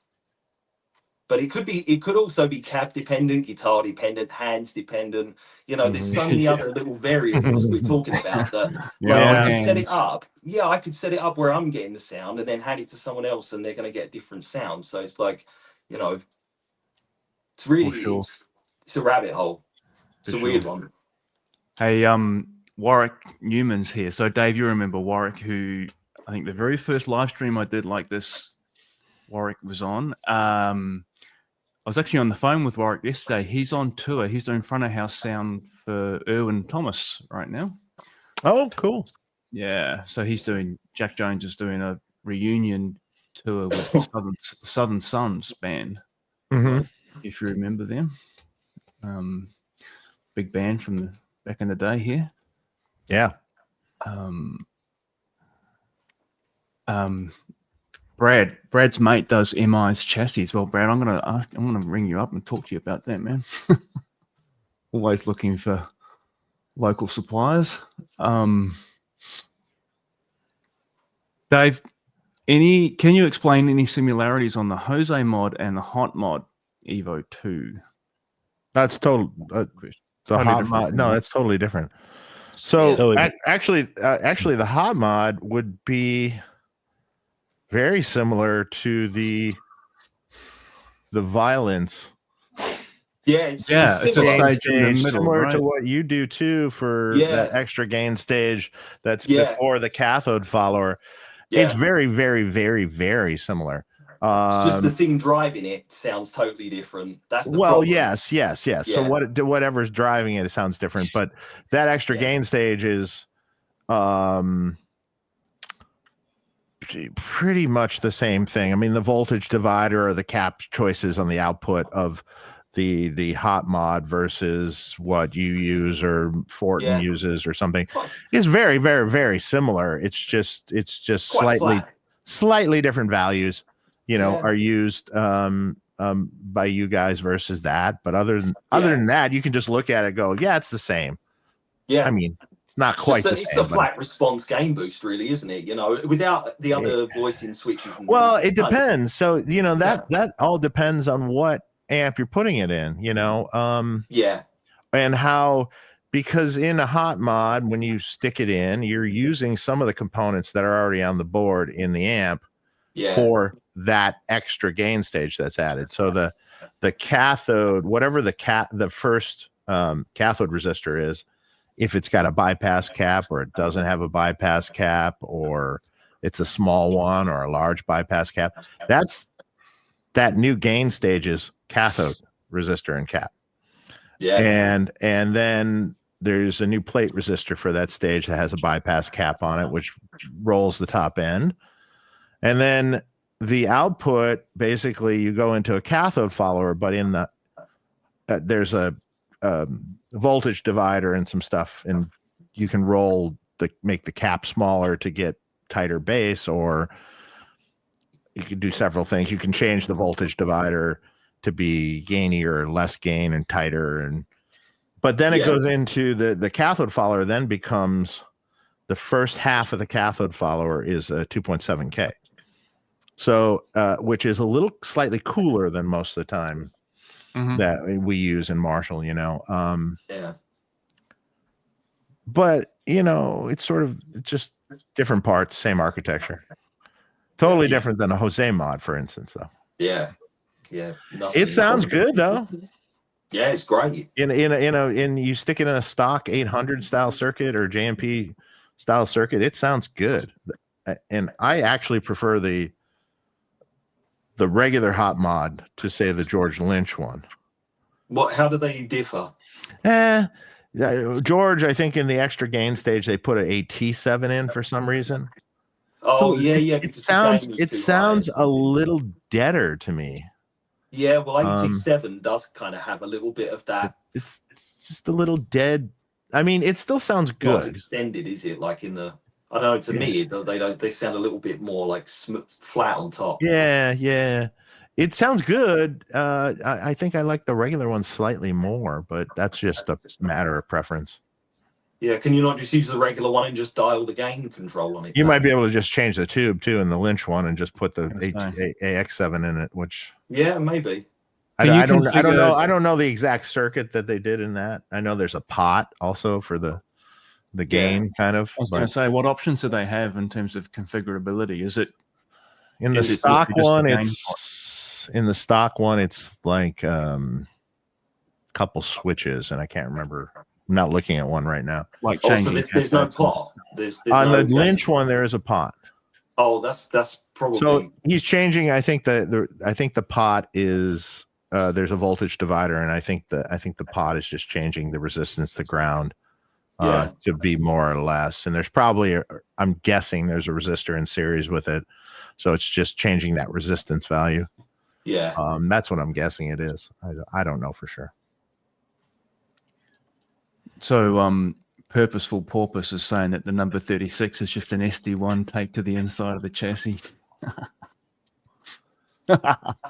Never know. Modded. It'll sound killer, that's for sure.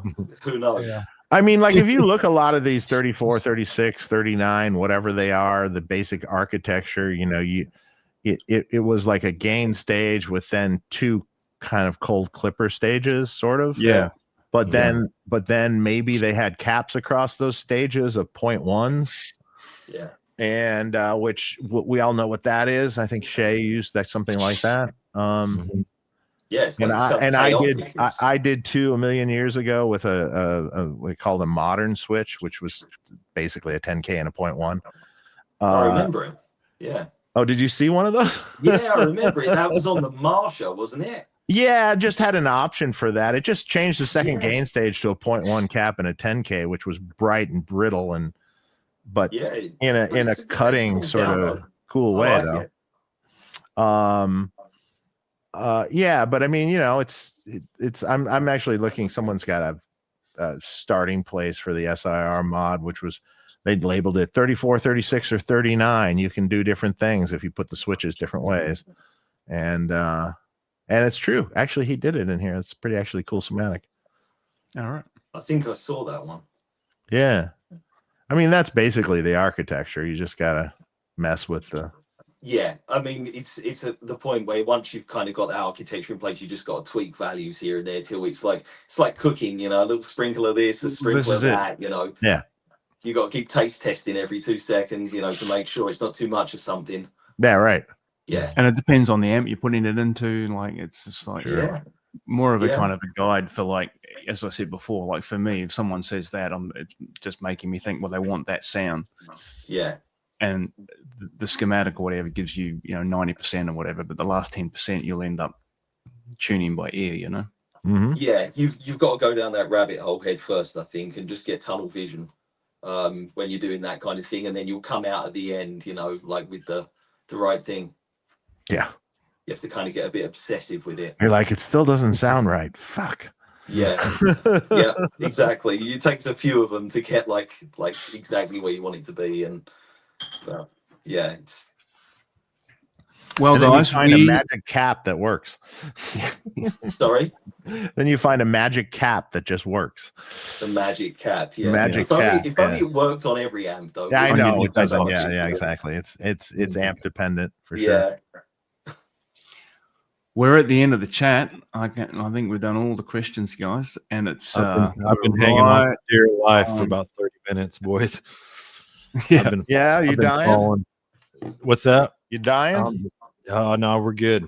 I held on. I held on to the end. Made it. Well, we were right on 3 hours again, man, which is exactly what we did. It's pretty much what we did last time. And isn't there some sort of game of football or something starting in about 30 minutes or something? I have no idea. Yeah. I'm not going to pay any attention. I do want to say, if anybody, I've got a lot of emails and messages I need to catch up on. I've basically been in bed for like the last few days, been sick. So if anybody tuned into the chat that is waiting for me, I will get back to you super soon. Probably tomorrow or the next. Don't you know you're supposed to answer emails night and day, even when you're dying? Yeah. Yes, I know. It's so hard. Mate, I'm guilty of it as well, and I'm not sick, so. Okay. Yeah. Well, I mean, I've done that too. I mean, it's a lot of work to keep up. I've on. got a mountain of emails to get I'm yeah. Dave's the best at answering the messages, I think. I just do them in segments, man. It's not that I've just learned. Wake up with coffee, answer emails, finish those off, leave for the day, maybe answer a few in the middle of the day, and then in the evening, answer a few more. And if I just do that every day, it works. 7 days a week. I need to do the same. 7 days a week. 7 days a week. That's it. So, and people will attest to the fact that I answer on a Sunday. Mm-hmm. Yeah. Which. Yep. Well, you'll be doing some today, no doubt. Oh, hell yes. I was doing them today. Doing them all morning long. Banging my head against the table. All right, guys. We'll someone's saying Jason's a killjoy. I'm sure we'll do this again. Yeah. I'm sure this won't be the last one. Don't worry about that. You can come back for 3 more hours of fun. All right, hang on the line, guys. We'll say goodbye. Thanks for tuning in, everybody. Have a great Sunday or Monday if you're down under. We'll see you next time. See you guys. See ya.